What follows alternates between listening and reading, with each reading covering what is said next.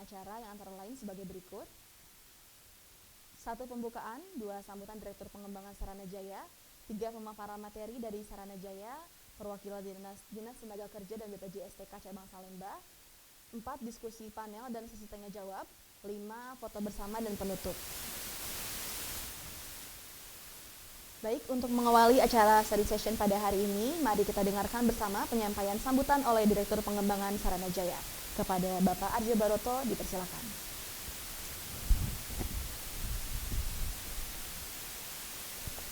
Tes.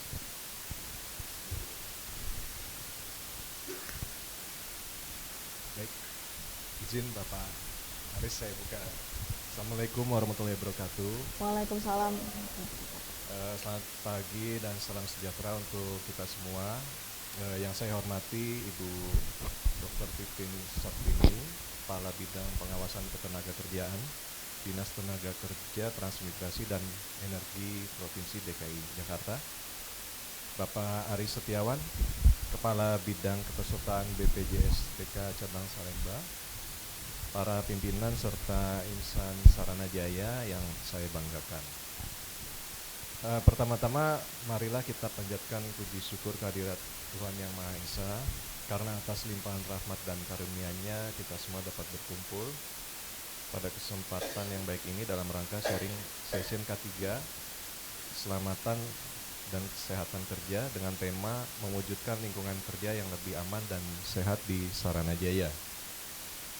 Acara hari ini sangat penting bagi kita semua, khususnya bagi Saranajaya sebagai perusahaan properti yang senantiasa berkomitmen untuk menciptakan lingkungan kerja yang aman, sehat, dan berdaya saing tinggi. Ini kalau baca jadi kaku. Pembukanya langsung spontan aja ya. Jadi Bapak Ibu sekalian, mungkin sharing sedikit gitu ya. Izin Pak, saya juga anak baru juga di Saranajaya, baru 3 bulan gitu di sini. Hal yang pertama kali saya notice di Saranajaya adalah K3-nya nih awareness-nya masih perlu dioptimalkan Pak. Gitu. Jadi kalau berangkat dari sebelumnya saya izin Pak, sebelumnya saya dari Wika Pak. Dari Wika Realty, Wika Group. Itu yang namanya K3 Pak atau QSHE. Itu adalah hal yang mandatori teman-teman sekalian. Dan itu dari semenjak kita berangkat dari rumah sampai di kantor, itu tuh awareness terhadap safety, health gitu sama lingkungan tuh udah harus ada. Memang kami di sini baru memiliki sistem manajemen mutu ya, ISO 9001. Kita ya mudah-mudahan nanti bisa berprogres juga ke ISO 14001 sama saya lupa kalau ISO yang apa health itu apa dulu, ingatnya OSAS aja. OSAS kan sekarang ada ISO gitu. Nah, maksudnya gini teman-teman insan Saranajaya yang saya cintai. Jadi kita itu safety itu kalau misalkan kita nggak notice ya, contoh nih misalkan kita punya aset di mana, yang paling banyak dilewatin orang itu kan Tanah Abang tuh, jembatan kita punya apa, ada JPM di Tanah Abang. Bayangin ya kalau kita nggak ada awareness terhadap safety, itu tiba-tiba misalkan kipas angin jatuh atau apa, nah terus kemudian lingkungannya jorok sehingga orang-orang di sana pada kena virus atau jadi sakit. Yang pertama kali dilihat pasti apa? Yang punya propertinya kan, yang punya barangnya siapa? Yang punya barangnya tuh yang logonya gitu tuh. Nah itu yang kita sebenarnya mau hindari. Kalau misalkan kita aware terhadap safety, kita aware terhadap health atau lingkungan juga, dan kita implementasikan terhadap prosedur kita, itu akan menjadi apa ya, hal yang kita imani sehari-hari. Bahkan saya juga pengen nih di Saranajaya setiap minggu atau enggak gini deh, setiap sebulan sekali gitu ya, ada kayak semacam sharing session tentang K3. Bergilir aja dari divisi mana nanti bikin misalkan sharing session tentang berkendara yang baik gitu ya. Safety itu nggak hanya sekedar di kantor, tapi menuju kantor pun kita juga harus aware juga.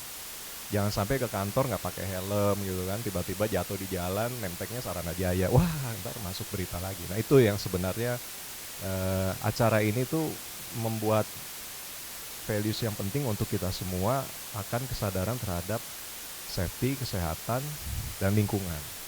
Mungkin kita di sini hanya kantor ya Pak ya, tapi kan kantor juga lingkungan gitu ya, itu juga harus diperhatikan juga, nggak berantakan. Masalah kesehatan juga, kalau ada yang sakit mungkin ya pakai masker, atau misalkan work from home dulu, ya itu nanti kebijakan yang nanti kita bisa implementasikan. Nah jadi mudah-mudahan hari ini narasumbernya alhamdulillah udah pas ya Pak ya, dari BPJS, dari Dinas Kesehatan ada juga ya, online kali. Oh oke. Tenaga kerja ya, tenaga kerja ya. Jadi mohon nanti teman-teman bisa saling berpartisipasi, ditanyakan saja, gali informasi sebanyak-banyaknya terhadap acara ini. Apalagi ini hari Jumat ya, kalau udah hari Jumat niatnya ke kantor beribadah gitu kan, apalagi ini beribadah untuk keselamatan kita, buat kesehatan kita dan lingkungan, insya Allah berkah lah buat kita semua. Mungkin itu saja ya Bapak Ibu sekalian. Ini juga kritik juga nih, kalau sebelum acara mungkin jangan kata sambutan dulu, mungkin berdoa dulu. Saya nggak tahu doanya nanti kapan. Saya biasa gitu Pak, mimpin rapat selalu saya bilang doa dulu gitu. Karena apa? Ketika kita berdoa itu, apa yang kita lakukan sekarang tuh ntar jadi pahala, jadi manfaat buat kita semua. Ya mungkin itu saja kali ya, tidak berlama-lama. Saya harapkan teman-teman baik yang online maupun yang offline bisa memanfaatkan sosialisasi hari ini. Dengan ini saya buka kali ya, atau ya saya buka lah ya, biar nanti silahkan deh sharing sessionnya dilakukan dengan hikmat dan saling penuh konsentrasi. Saya akhiri, wassalamualaikum warahmatullahi wabarakatuh. Terima kasih kepada Bapak Arjo Baroto untuk sambutannya dan telah membuka acara kita pada hari ini. Kini saatnya kita masuk kepada inti acara untuk mendengarkan materi mengenai sharing session K3, mewujudkan lingkungan kerja yang lebih aman dan sehat di Saranajaya. Sebagai perusahaan properti yang terus berkembang, Saranajaya memiliki tanggung jawab untuk menciptakan lingkungan kerja yang aman, sehat, dan produktif bagi seluruh karyawan. Penerapan K3 tidak hanya bertujuan untuk mencegah kecelakaan kerja, namun juga menjadi faktor penting dalam menjaga kesejahteraan karyawan, serta meningkatkan efektivitas dan produktivitas perusahaan secara keseluruhan. Dengan memahami kebijakan, regulasi, serta perlindungan yang ada, kita dapat bersama-sama mewujudkan budaya kerja yang lebih aman dan sehat di Saranajaya. Sesi pemaparan akan disampaikan ketiga narasumber yang terbagi dalam 3 sesi. Untuk membuka sesi pemaparan, mari kita dengarkan bersama penjelasan dari Ibu Viena selaku manajer SDM Umum dan Aset mengenai visi misi perusahaan dan implementasi K3 di lingkungan Saranajaya. Kepada Ibu Viena, dipersilakan.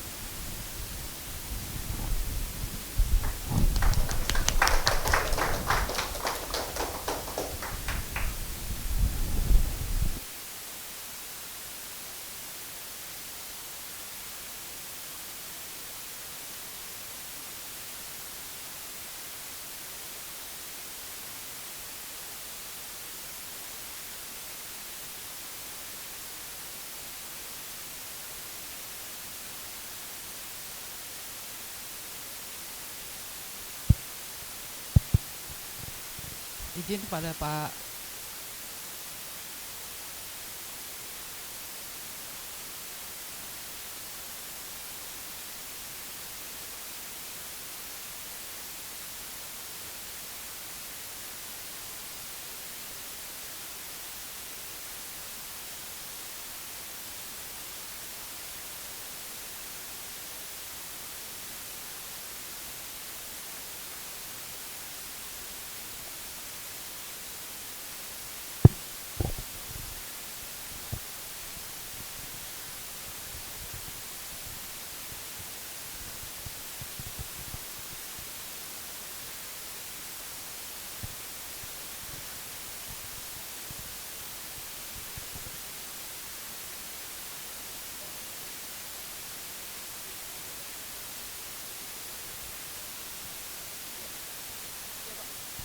terima kasih Pak.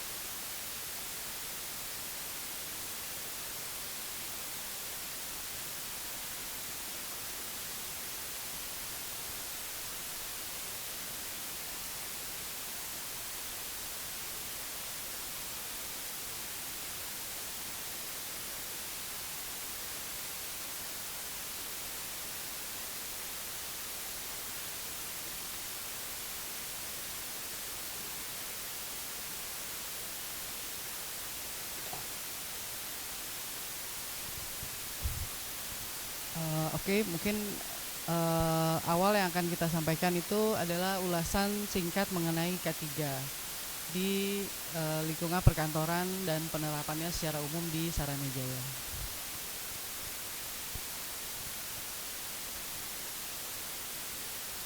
Ininya bisa di-hack.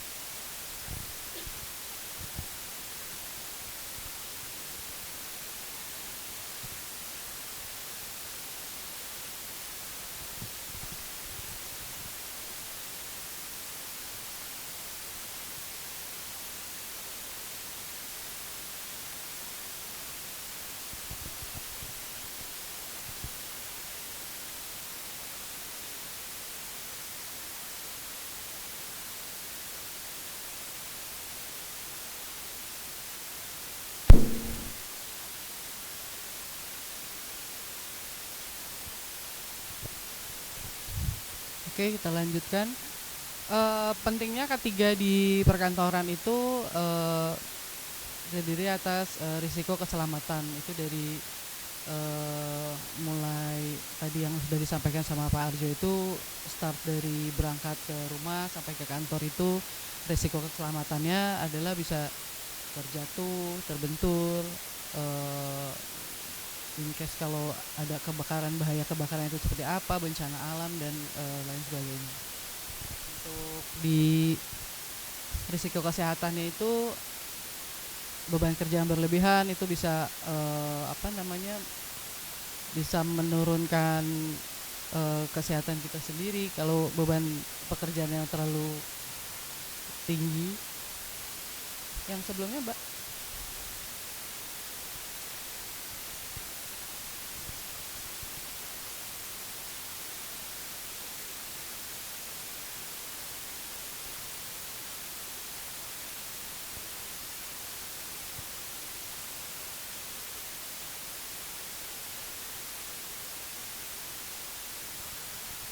Oke, risiko kesehatannya itu adalah beban kerja berlebihan, masalah kesehatan karena perilakunya menjadi tidak sehat, bisa bikin mules, mungkin bisa mentalnya berlebihan. Jadi itu pentingnya risiko-risiko yang harus di aware kepada seluruh pegawai selama pekerjaan berlangsung. Next Mbak. Potensi bahaya K3 di perkantoran itu jenis bahayanya itu ada dari secara fisik, dari maaf nggak kelihatan.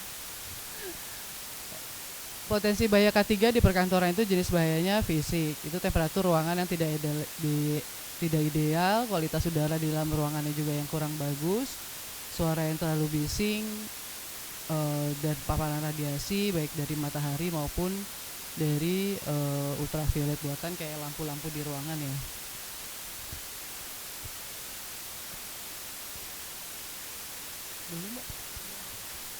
Oke, untuk kimia, biologi, ergonominya itu produk pembersih hingga produksi kimia dalam skala penuh, bakteri, virus, serangga, hewan, sistem kerja shift, dan peralatan yang digunakan untuk bekerja. Psikososial, bahaya kesehatan karena stres, kekerasan, perundungan, dan berbagai perilaku yang yang terjadi di area perkantoran.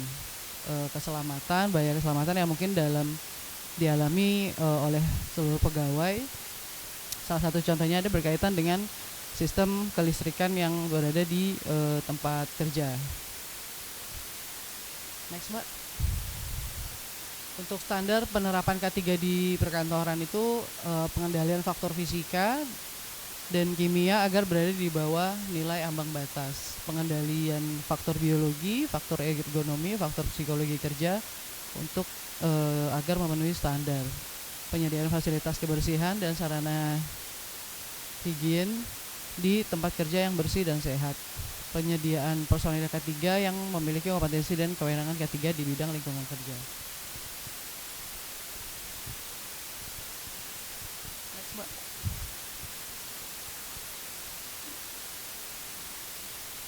Kegiatan pengukuran dan pengendalian lingkungan kerja itu terdapat di dalam peraturan Pementerian Menteri Kemenaker nomor 5 tahun 2018. Pengukuran dan pengendalian lingkungan kerja tersebut meliputi dari faktor fisika, faktor kimia, biologi, faktor ergonomi, dan faktor psikologi yang sebelumnya sudah disampaikan. Next.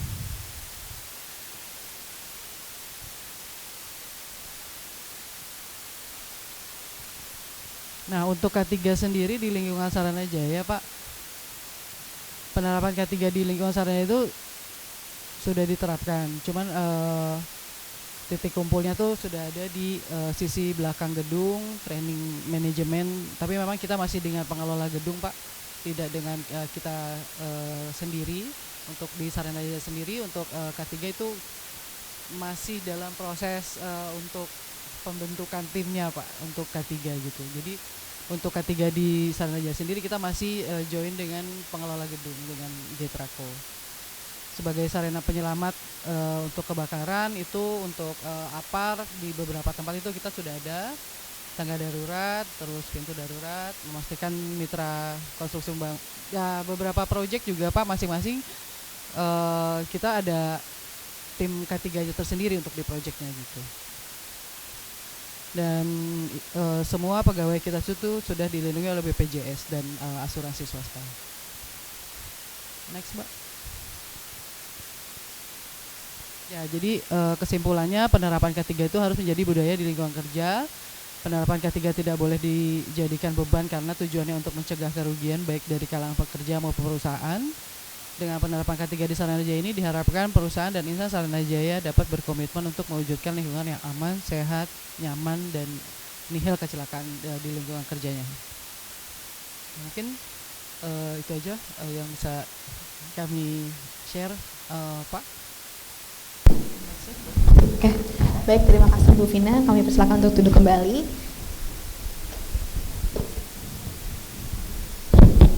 Telah bergabung bersama kita Ibu Titin Saptini dari Dinas Tenaga Kerja. Baik, selanjutnya kita akan membahas mengenai kebijakan dan regulasi terkait K3 yang berlaku di DKI Jakarta. Kita juga akan mendengar program-program yang diluncurkan untuk meningkatkan kesadaran dan pelaksanaan K3 di berbagai perusahaan, termasuk bagaimana K3 dapat membantu meningkatkan produktivitas kerja. Dan dari pemaparan Ibu Titin Saptini, perwakilan dari Dinas Tenaga Kerja, Transmigrasi, dan Energi DKI Jakarta. Kepada Ibu Titin, waktu dan tempat dipersilakan.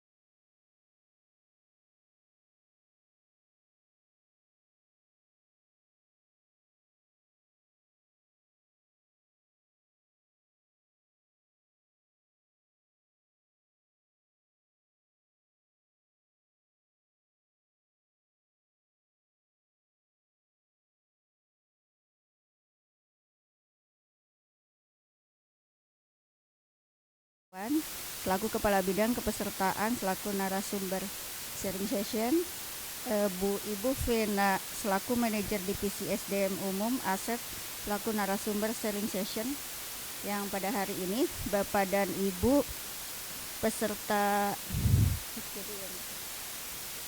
insan Saranajaya. Selamat pagi, Assalamualaikum warahmatullahi wabarakatuh. Izin Bapak dan Ibu, sebenarnya kalau dibilang narasumber sih enggak ya. Maksudnya kita juga sharing kegiatan K3 di perkantoran di Saranajaya. Saya dengan Bapak Ibu sama, saya juga Monas, Bapak dan Ibu juga kan salah satu BUMD di Provinsi DKI Jakarta. Adik kakak lah Bapak dan Ibu. Jadi kalau ada apa-apa juga Bapak sakit, saya juga kena Dinas Tenaga Kerja gitu ya. Nanti kita sharing aja Bapak dan Ibu yang sudah dilakukan oleh Saranajaya. Nanti kita miskan dengan peraturan K3 yang memang menjadi regulasi untuk perusahaan-perusahaan, termasuk juga BUMD dan BUMN. Gitu ya Bapak dan Ibu.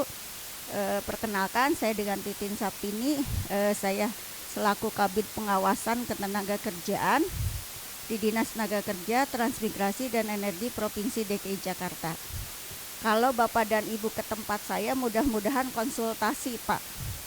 Jangan sampai nanti suatu saat ada masalah, ketemu pengawas ketenagakerjaan dan akhirnya ujungnya sebelum kepala dinas ke tempat saya dulu. Gitu ya Pak ya. Tapi untuk K3 biasanya jarang Bapak dan Ibu. Tetapi sekarang K3 itu sudah mulai menjadi salah satu yang memang bukan salah satu yang penting, memang penting Bapak dan Ibu. Memang K3 tidak ada, jarang banget, bukan tidak ada, yang namanya demo K3. Kebanyakan demo itu normatif, upah tidak sesuai, jaminan sosial tidak dibayarkan, atau kurangnya PDS upah, PDS tenaga kerja, atau PDS program. Tetapi biasanya K3 itu jarang banget yang demo, jarang banget diminta oleh serikat pekerja atau serikat buruh. Tetapi kalau memang suatu saat, mudah-mudahan jangan ada, terjadi kecelakaan kerja, yang pertama biasanya citra perusahaan langsung ambruk, apalagi yang berbisnis dengan kepercayaan dan jasa. Itu sekarang mulai digalakan untuk yang K3. Tetapi yang tadi disampaikan sama narasumber yang pertama tadi sharing, betul, kalau memang K3 yang lingkungan kerja itu benar-benar penting untuk perusahaan, karena walau bagaimanapun juga produktivitas perusahaan nanti goalnya nihil kecelakaan kerja dimulai dari K3. Gitu ya Bapak dan Ibu. Nanti kita diskusi aja apa yang memang menjadi biasanya hambatan atau identifikasi bahaya yang terjadi di Saranajaya. Nanti kan Bapak dan Ibu yang lebih mengetahui. Izin Bapak dan Ibu, audensinya dari mana Mbak? Audennya Taman Saranajaya. Ada yang dari proyeknya enggak biasanya? Atau yang menangani proyek di luarnya? Maksudnya pertemuan ada online-nya ya? Ya, siap. Ya, kita diskusi aja ya Bapak dan Ibu. Mbak, mohon bantuannya nih.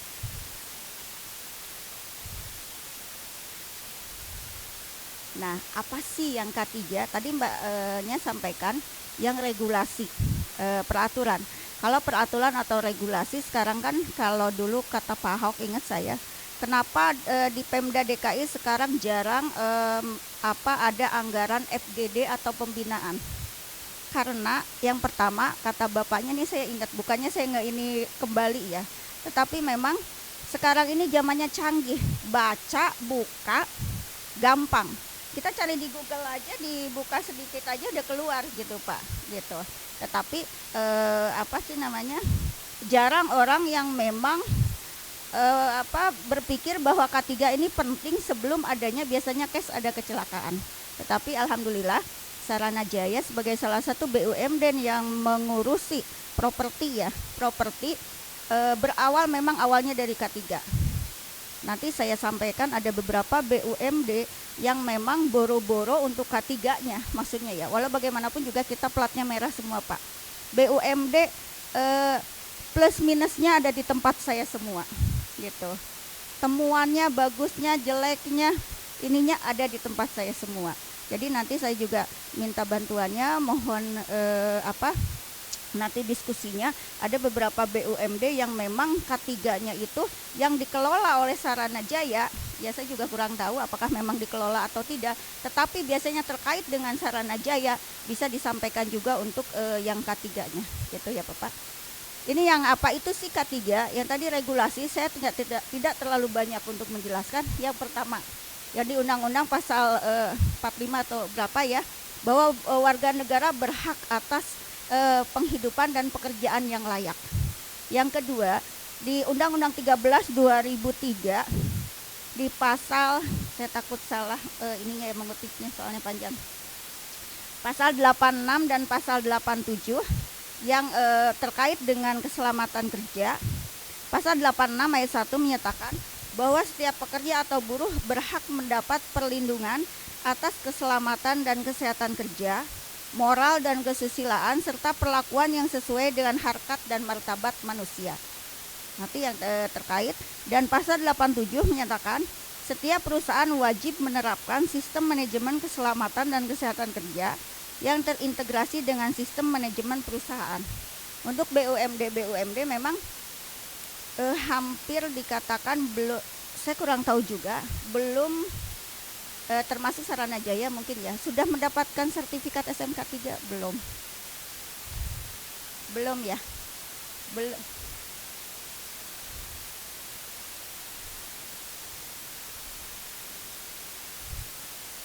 Ahli K3-nya belum ada ya, Mbak?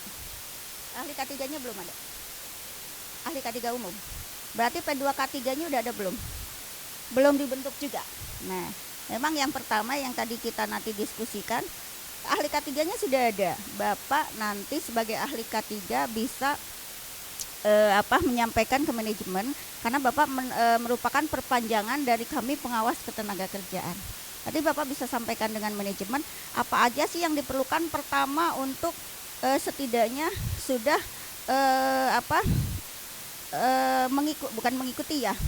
menjalankan keselamatan dan kesehatan kerja yang untuk yang SMK 3. Salah satunya adalah membentuk panitia pembina keselamatan dan kesehatan kerja, dan salah satu sekretarisnya memang ahli K3. Bapak udah lama jadi ahli K3? 2023 ya, berarti 1 tahun. Biasanya setelah itu tuh Bapak bisa pengesahan P2K3. Nanti Bapak bisa konsultasi dengan salah satunya Bu Dita, itu pengawas kami. Mohon maaf Bu Dita ini olahragawan, jadi saya tarik setelah olahraga di Monas gitu ya. Ya Pak ya, gitu. Nah yang ketiga, yang di pasal 9 Undang-Undang 170 pasal 9, pengurus diwajibkan menunjukkan dan menjelaskan pada tiap tenaga kerja baru tentang kondisi dan bahaya serta yang dapat timbul dalam tempat kerja, semua pengaman dan alat perlindungan yang diharuskan dalam tempat kerja, alat-alat perlindungan diri bagi tenaga kerja yang bersangkutan, cara-cara dan sikap yang aman dalam melaksanakan pekerjaannya. Izin Bapak dan Ibu, sebenarnya kalau kami pengawas ketenaga kerjaan, biasanya kita dikomplain oleh perusahaan-perusahaan. Jangankan di tempat Bapak dan Ibu yang BUMD, di tempat kami aja tenaga kerja, kalau naik lift, biasanya dia goyang-goyang di tempat kami di Dinas Tenaga Kerja. Karena memang kantor kami kantor yang sudah berusianya agak sepuh ya. Bukan sepuh lagi sih, udah, kalau saya bilang kenapa sih liftnya goyang-goyang, faktor usia, saya bilang gitu. Padahal tapi alhamdulillah itu liftnya aman, karena tiap tahun kita riksa uji untuk kelayakannya gitu. Nanti yang tadi Bapak sampaikan, Bapak dari tahun 2023 ya sudah menjadi ahli K3. Nanti salah satu kewajiban Bapak adalah membentuk panitia keselamatan dan kesehatan kerja. Itu ya Mbak, untuk notnya gitu. Nanti yang itu apa itu K3 bisa di ini Mbak. Nah ini yang secara filosofi, secara keilmuan, Ibu Bapak bisa baca. Menjamin keutuhan dan kesempurnaan tenaga kerja dan manusia pada umumnya, hasil karya dan budayanya menuju masyarakat yang adil dan sejahtera. Ya, untuk keilmuannya, suatu ilmu pengetahuan dan penerapannya dalam upaya mencegah kecelakaan, kebakaran, peledakan, pencemaran, dan penyakit akibat kerja. Sebenarnya simpelnya apa sih K3 itu? Bapak dan Ibu juga sudah melaksanakan, tetapi kalau diminta kesimpulannya, diminta ininya biasanya agak untuk merangkai katanya kan ini juga. Sebenarnya K3 itu segala daya upaya Bapak dan Ibu di tempat kerja. Saya untuk yang K3 ini yang tadi sampaikan yang banyak itu di perkantoran, dititik beratkan di tempat kerja. Karena kami pengawas ketenagakerjaan mengawasi lingkupnya di tempat kerja. K3 ini kan bukan di tempat kerja aja, di rumah juga, di perjalanan yang tadi disampaikan di rumah itu memang ada K3. Tetapi kami secara undang-undang kita mengawasi kegiatan K3 di tempat kerja. Yang tadi disampaikan itu upaya segala daya upaya untuk mencegah kecelakaan kerja, penyakit akibat kerja di tempat kerja yang mempunyai tenaga kerja, objeknya dan sumber-sumber bahaya. Kalau nanti di rumah tangga K3-nya dia kan nggak ada proses untuk barang atau jasa gitu ya Pak. Dan tenaga kerja. Kenapa tenaga kerja itu disampaikan bahwa tenaga kerja dan pekerja itu berbeda.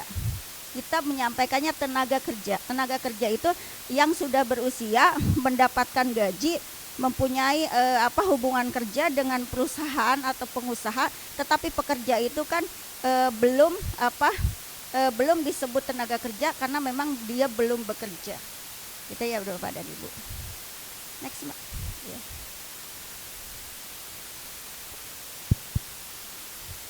Kapan kita harus menetapkan K3?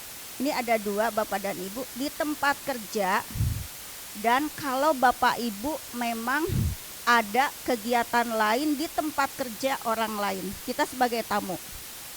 Bagaimana penerapannya Bapak dan Ibu kalau memang di tempat kerja sendiri dan Bapak Ibu apabila bertamu atau melakukan pekerjaan atau melakukan kegiatan di tempat kerja orang lain. Sebenarnya sama aja Bapak dan Ibu, apa yang dilakukan Bapak dan Ibu di tempat kerja dengan yang di luar tempat kerja Bapak dan Ibu. Kalau di tempat kerja sendiri Bapak dan Ibu, contoh dari yang kecil aja. Biasanya kalau kita punya komputer ini kayak listrik gini ya, ada beberapa yang stop kontak berapa ini segala macam. Ini saya kurang tahu juga apakah memang ini untuk tersendiri atau memang untuk bagian yang memang menangani keselamatan dan kesehatan kerja.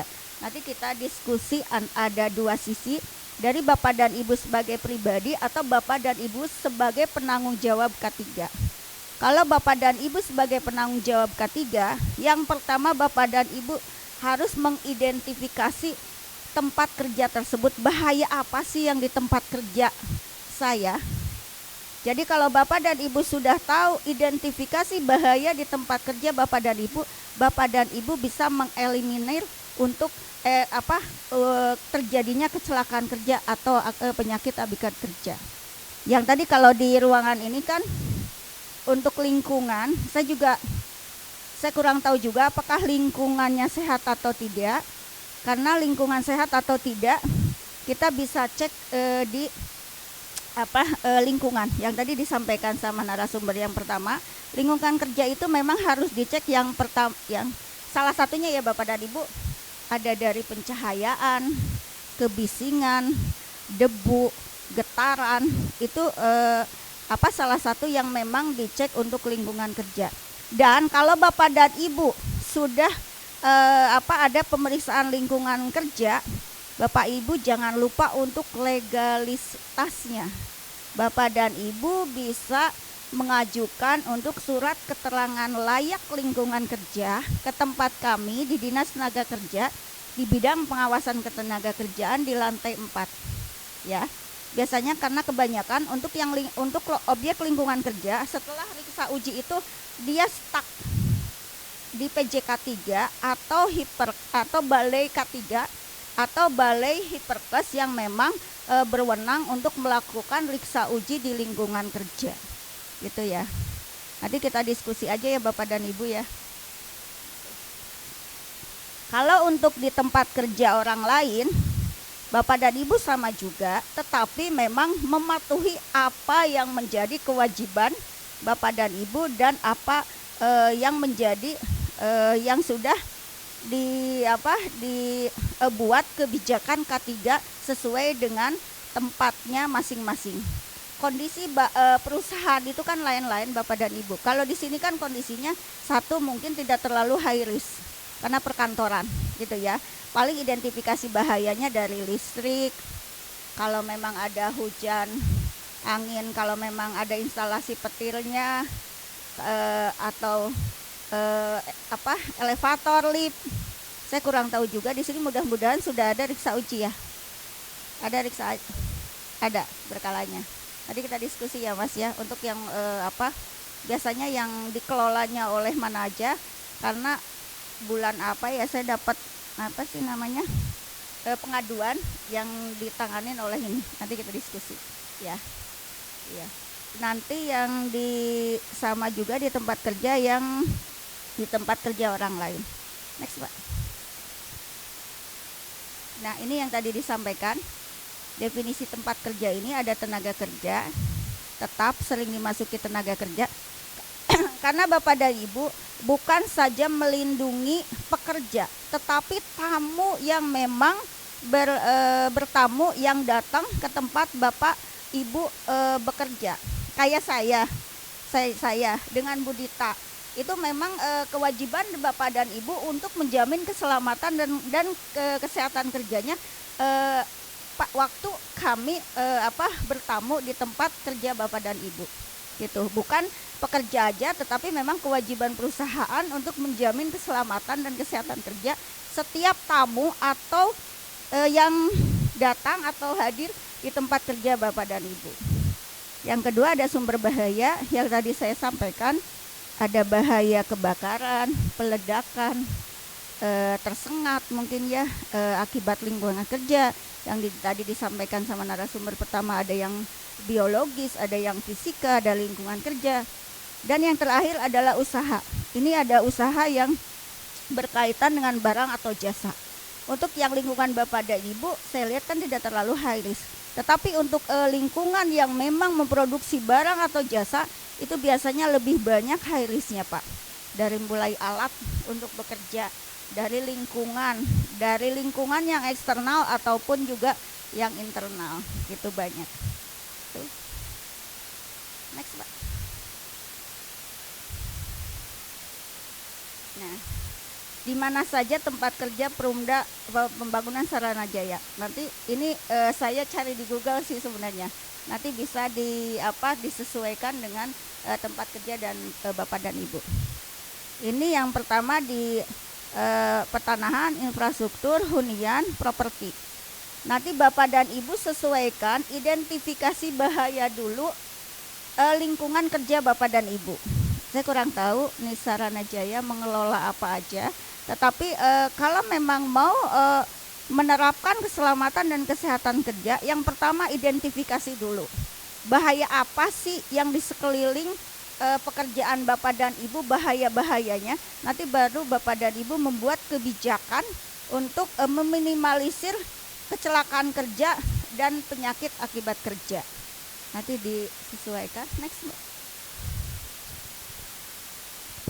Ini resiko kecelakaan yang sering terjadi, terjatuh atau terpeleset, terpapar suara bising, cedera otot, tertimpa objek, menghirup gas beracun, tersengat listrik, dan terbakar. Kebanyakan kalau yang perkantoran, terjatuh atau terpeleset biasanya ada, gitu. Terpapar suara bising biasanya jarang, kecuali kalau memang HSE-nya yang bekerja atau ini yang motor diesel. Tapi itu juga kan nggak dipakai setiap waktu ya. Kalau memang ada pemadaman atau PLN mati, biasanya diesel itu. Dan itu biasanya juga nggak HSE-nya atau operatornya juga diem di situ ya Mas ya, gitu. Cedera otot ini jangan dilihat yang berat-berat. Maksudnya yang langsung sakit atau enggak. Karena cedera otot itu yang banyak sekarang klaim penyakit akibat kerja itu biasanya berbulan-bulan atau bertahun-tahun baru dia merasakan. Ngangkat beban aja kan ada ininya. Duduk aja kursinya harus sesuai dengan ergonomi. Tetapi jangankan di tempat Bapak dan Ibu, di tempat saya aja yang orang pengawas tempat duduknya juga nggak ergonomi juga Pak, nggak ada. Katanya kalau tempat duduk ergonomi mahal juga ya Pak ya. Tapi kalau dibilang itu K3 memang mahal. Karena kalau nggak mahal, sekalinya dia kecelakaan kerja, udah langsung buyar itu kepercayaan publiknya, gitu ya Pak. Bapak dan Ibu, ini yang tertimpa objek. Untuk yang produksi atau non produksi juga ada. Karena kan kita biasanya ngangkat, narik itu kan bisa jadi ada barang-barang. Menghirup gas beracun, tersengat listrik, ini banyak yang tersengat listrik yang kita juga terkadang kita juga lupa bahwa yang colokan atau apa itu di mana aja. Atau komputer kita, mohon maaf, walaupun wattnya kecil, itu yang cas itu kebanyakan kebiasaan kan ditarik cuma handphonenya aja. Kebiasaan saya juga sih, cuma saya juga sering ngikutin, ini ditarik handphonenya doang, colokannya dia ini. Katanya kalau saya komplain, Bu itu listriknya kecil banget. Itu bukan jarang lagi, tidak belum ada kejadian kebakaran dari ini, kecuali memang katanya koslet. Saya bilang ya koslet juga kan pasti ada perantaranya gitu. Tetapi balik lagi itu yang untuk listrik cas itu katanya kecil. Tetapi namanya K3 apapun sekecil apapun resiko itu kan memang harus diminimalisir. Kalau nggak bisa dihilangkan itu diminimalisir. Yang terbakar ini banyak juga ulah-ulah pekerja atau kita lah yang tidak sesuai dengan yang K3. Kalau bapak-bapak yang biasanya ngerokok, sebenarnya kan sudah ada perda kawasan dilarang merokok.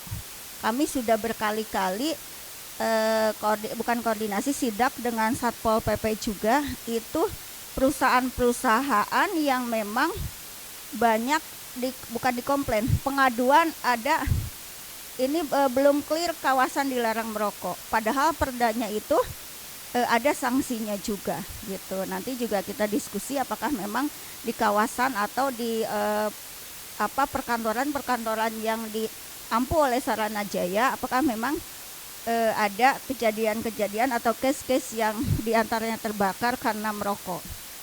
Saya pernah ngecek, Bapak Ibu ingat nggak, yang kebakaran di proyek MRT waktu awal belum beroperasi yang di Lebak Bulus Fatmawati.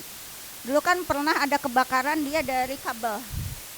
Nah, itu sampai yang ahli-ahli dari luar kan diskusi ya. Kalau namanya pengawas itu biasanya kalau udah yang berat Pak, kita udah berat, apalagi diskusinya pakai bahasa Inggris Pak. Yang kita cuma taunya yes or no doang Pak. Lama-lama ayolah kita ke lapangan, saya bilang gitu. Saya dulu waktu dengan kabit saya yang dulu, kita lihat sepanjang rel itu Pak, itu banyak puntung rokok dengan berbagai merek. Terus saya tanya sama yang orang HSE-nya, biasanya ini yang malam itu yang bertugas berapa orang?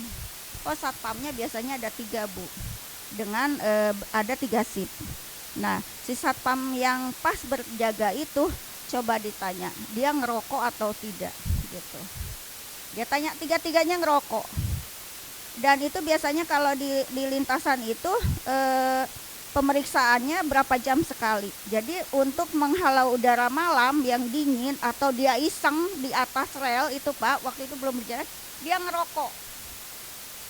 Sebenarnya mungkin selesai puntung dibuang, itu ada puteran kabel yang memang belum dipakai, mungkin itu dia buangnya sih nggak sesuai yang ke kabel itu, tetapi karena kena angin kencang, dia kena, itu yang menyebabkan. Sebenarnya simpel, kejadiannya cuma dari rokok, puntungnya dibuang, kena angin panas, itu yang sampai itu Pak. Itu maksudnya bukan kita resiko kecil, tetapi kalau memang bisa kita hilangkan atau minimalisir, itu lebih baik untuk mencegah terjadinya kecelakaan kerja atau penyakit akibat kerja. Next Mbak. Nah, ini 9 cara mengidentifikasi bahaya di tempat kerja. Bapak dan Ibu bisa kondisikan sesuai dengan perusahaan Bapak dan Ibu yang ditempati Bapak dan Ibu. Ada ini dari melihat sekeliling tempat kerja yang tadi saya sampaikan, bahaya apa sih di sekeliling tempat kerja Bapak dan Ibu. Juga mempelajari kode dan standar bahan peralatan yang menjadi sumber bahaya selain listrik, selain yang di sini bahaya kebakaran, bahaya terjatuh, bahaya yang tadi kalau ada petir. Ini yang mempelajari manual instruksi dan manufaktur. Biasanya ini manual instruksi. Bapak ada PTP juga kan di sini Pak? Ada diesel. Nah di situ kan ada manual books-nya biasanya. Ini walaupun biasanya ada instalatirnya yang menangani ya. Ya. Kalau yang untuk operatornya dari Sarana Jaya apa dari pengelola? Oh dari pengelola sini ya. Manajemen building. Nanti Bapak cek operatornya punya lisensi enggak? Ya. Gitu. Yang di bawah mempelajari proses peraturan perundang-undangan yang tadi saya sampaikan, mempelajari kembali kecelakaan atau insiden sebelumnya. Biasanya setelah ada kecelakaan itu kan kronologisnya bagaimana, pertamanya kejadiannya bagaimana, itu biasanya dipelajari, didiskusikan, nanti ambil kesimpulan tidak terjadi lagi kecelakaan kerja yang terjadi di kemudian hari dengan kecelakaan kerja yang sama ataupun kecelakaan kerja yang mirip-mirip kecelakaan kerja tersebut. Ya, ini berkonsultasi dengan pekerja, pemasok dan pelanggan. Biasanya ada kalau ada instalatir atau pemasok itu kan ada manual book sendiri-sendiri ya. Ada dipelajari sesuai dengan cara kerja produknya masing-masing. Ini benchmark dengan industri sejenis, berkonsultasi dengan tenaga ahli dan akademisi. Yang terakhir mempelajari jurnal, artikel dan sumber-sumber informasi yang terdokumentasi yang tersedia. Itu yang tadi saya sampaikan, sekarang baca di Google aja itu keluar semua. Bapak dan Ibu mau bahan apa aja, buka di Google itu keluar semua. Sekarang gampang ada Mbah Google. Saya nggak ngerti yang jalan aja sekarang kan ada map ya, gampang. Walaupun saya yang gaptek kalau udah buka itu bisa, walaupun kalau Google agak-agak melenceng-lenceng dikit ya, agak jauh-jauh dikit gitu. Tetapi nggak kesasar juga, alhamdulillahnya. Next Mbak.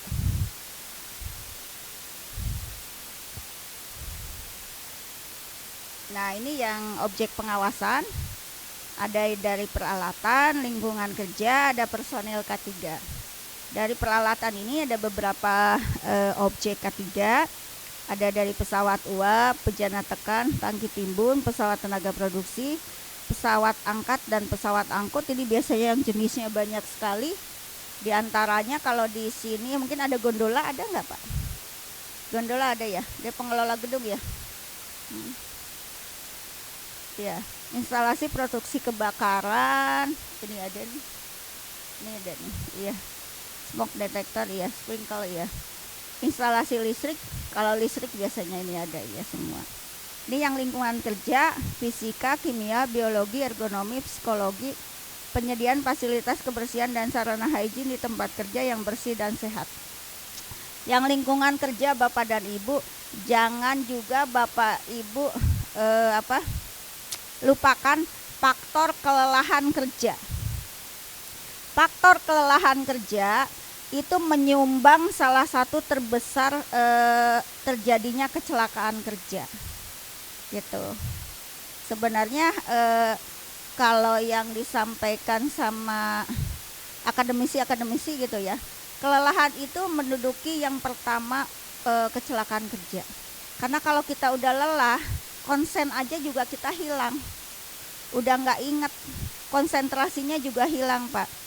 Kenapa banyak kecelakaan kerja yang terjadi di proyek-proyek konstruksi itu biasanya kebanyakan akibat kelelahan karena dia nggak konsentrasi. Apalagi yang di proyek konstruksi itu Bapak dan Ibu biasanya kalau pekerja yang di atasnya mandor, kalau yang pagi sampai jam 4 apa jam 5 itu, kalau dari jam 5 ke atas itu dia kan dapat lembur. Berapa jam itu upahnya itu sama dengan yang pagi sampai sore. Itu biasanya yang dia kejar terus lemburnya. Padahal tubuh kita memerlukan istirahat, sama dengan Bapak dan Ibu yang bekerja biasanya yang di depan komputer. Itu yang faktor kelelahan kerja. Udah tempat duduknya tidak ergonomis, udah pekerjaannya juga. Nah, saya jadi ingat yang sekarang lagi viral Bapak dan Ibu. Tadi mohon maaf saya agak telat. Kita koordinasi dengan Kemnaker dan Polres Jakarta Pusat. Itu yang sekarang lagi viral, penyekapan pekerja animasi. Saya tiap hari dikejar-kejar wartawan Bapak dan Ibu lewat kepala dinas sih. Pak Kadis kami lagi jadi manajer tenis di Aceh, itu tiap hari dia live di stasiun TV gitu. Tapi itu kebenarannya kita belum buktikan, karena yang pertama penutupannya itu sudah dimulai dari bulan Juli. Sekarang viralnya baru bulan September. Kita ke tempat kerjanya udah kosong, melompong di Jalan Sumenep. Di Jalan Sumenep itu kalau kita ke sana itu tiap hari wartawan penuh. Saya kalau yang punya rumah juga komplain, itu rumah saya kok dipoto-foto terus gitu. Karena itu rumahnya rumah kontrak Bapak dan Ibu. Rumahnya mewah, itu rumah kontrak yang dikontrak berapa tahun, itu ulah perusahaan animasi. Perusahaan animasi itu memang jam kerjanya kan fleksibel. Sekarang banyak yang pekerja seni yang menerapkan jam kerja yang fleksibel. Dia bukan kayak saya ya, mungkin Bapak Ibu juga sama, 8/5 atau 9/6, pokoknya 1 minggu itu 40 jam kerja. Tetapi perusahaan animasi itu biasanya fleksibel. Yang pertama, kalau memang mendapatkan proyek yang 1 minggu harus selesai, mau nggak mau ya dia mengejar target tersebut. Ini yang kita lagi pelajari, kita lagi BAP pelapornya, kita koordinasi dan diskusi dengan kementerian dan Polres, karena yang pemilik usahanya juga sudah tidak tahu kemana, karena dari bulan Juli itu memang mengajukan pembubaran perusahaan. Baru viralnya sekarang September gitu. Itu ya ada Bapak dan Ibu. Ini yang personil K3, ada ahli K3, yang tadi Bapak itu ahli K3. Ahli K3 ini adalah perpanjangan kami pegawai pengawas ketenagakerjaan di Dinas Tenaga Kerja. Karena Bapak dan Ibu untuk bulan ini jumlah perusahaan di DKI Jakarta sekitar 231.000 perusahaan. Dengan pengawas kami di Dinas Tenaga Kerja, pengawas ketenagakerjaan sebanyak 41 pengawas ketenagakerjaan. Jomplang banget Bapak dan Ibu. Makanya kenapa saya titipkan minta bantuannya di ahli K3 untuk membantu kami mengawasi kegiatan K3 di perusahaan Bapak dan Ibu. Perpanjangan tangan kami di pemerintah itu melalui ahli K3. Makanya minta bantuannya ke Masnya ya Mas, ahli K3. Yang pertama, membentuk panitia keselamatan dan kesehatan kerja. Pendaftaran di kami online Mas. Nanti online, laporannya 3 bulan sekali juga lewat online. Sekarang udah kita pelayannya udah secara online semua. Yang ini untuk penguji K3 di Dinas Tenaga di DKI Jakarta belum ada penguji K3, kami masih ada spesialis K3, tetapi spesialis K3 juga tidak lengkap semuanya. Makanya kenapa kami meminta bantuan perusahaan jasa keselamatan dan kesehatan kerja untuk melakukan riksa uji objek K3 Bapak dan Ibu. Memang untuk yang beberapa tahun belakangan ini memang spesialis K3 sudah dihapus berganti dengan penguji K3. Ini yang selanjutnya operator K3. Ini operator K3 itu ada operator PTP, ada untuk yang teknisi listrik, ada juga teknisi lift. Yang ini juru ikat trigger, ini biasanya di proyek konstruksi. Next Mbak. Terima kasih. Terakhir ya, alhamdulillah setengah jam ya Mbak.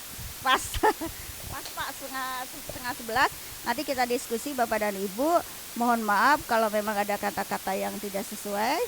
Saya akhiri. Assalamualaikum warahmatullahi wabarakatuh.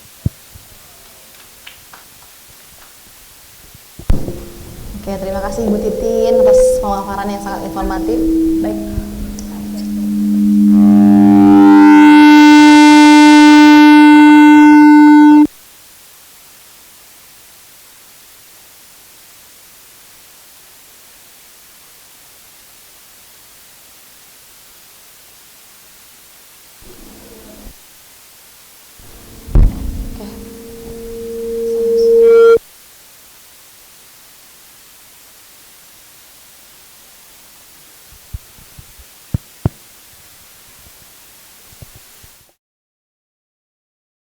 Terima kasih kepada Ibu Titi atas pemaparan yang sangat informatif mengenai regulasi terkait K3 di dalam lingkungan DKI Jakarta dan program kedinasan untuk mendukung keamanan dan keselamatan kerja. Baik, selanjutnya kita akan mendengarkan pemaparan dari perwakilan BPJSTK Cabang Salemba. Dalam sesi ini akan dijelaskan tentang perlindungan yang diterima insan Saranajaya melalui fasilitas BPJSTK, termasuk program-program yang memberikan perlindungan saat terjadi risiko kecelakaan di lingkungan kerja melalui program BPJS Ketenagakerjaan Cabang Salemba. Kepada Bapak Ari Setiawan, waktu dan tempat dipersilakan.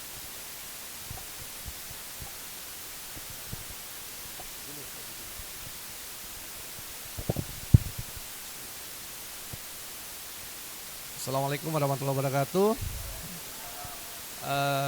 Yang terhormat Bu Titin, saat ini kami baru jumpa nih. Jadi alhamdulillah dengan pertemuan ini undangan dari teman-teman Saranajaya, jadi saya bisa bertemu.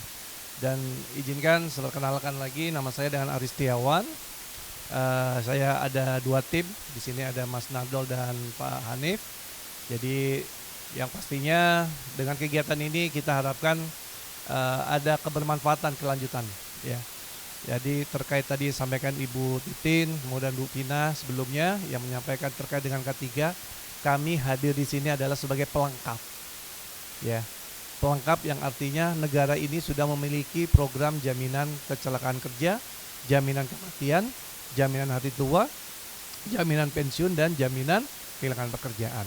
Nah, yang disampaikan tadi oleh Bu Titin dari awal ya terkait dengan K3, yaitulah kita dari awal sudah diwajibkan untuk care, peduli dengan kita sebagai pekerja, dan kita harus memahami dan peduli dengan lingkungan kita. Ya. Tadi disinggung sedikit bahwasanya perlindungan itu sudah terbentuk, sudah tercover itu dari awal, yaitu dari sejak berangkat bekerjanya kita dari rumah sampai di tempat kerja, di lingkungan kerja, atau pada saat kita mendapat perintah kerja untuk kerja di luar tempat. Ya. Jadi ini melengkapi saja Bapak Ibu sekalian. Saya mungkin sekilas saja ya, karena mengingat juga waktu. Tadi Pak Abdi sudah mengingatkan hari Jumat, hari Krida, ya saya sempat ngomong sama teman-teman waktu itu. Nggak ada hari lain deh, mau hari Jumat gitu kan. Karena kalau hari Jumat biasanya memang kalau di kami itu JPK. Hari pendek ya Bu Titin ya. JPK itu kalau kami itu yang perantau, nih kan, Jumat pulang kampung.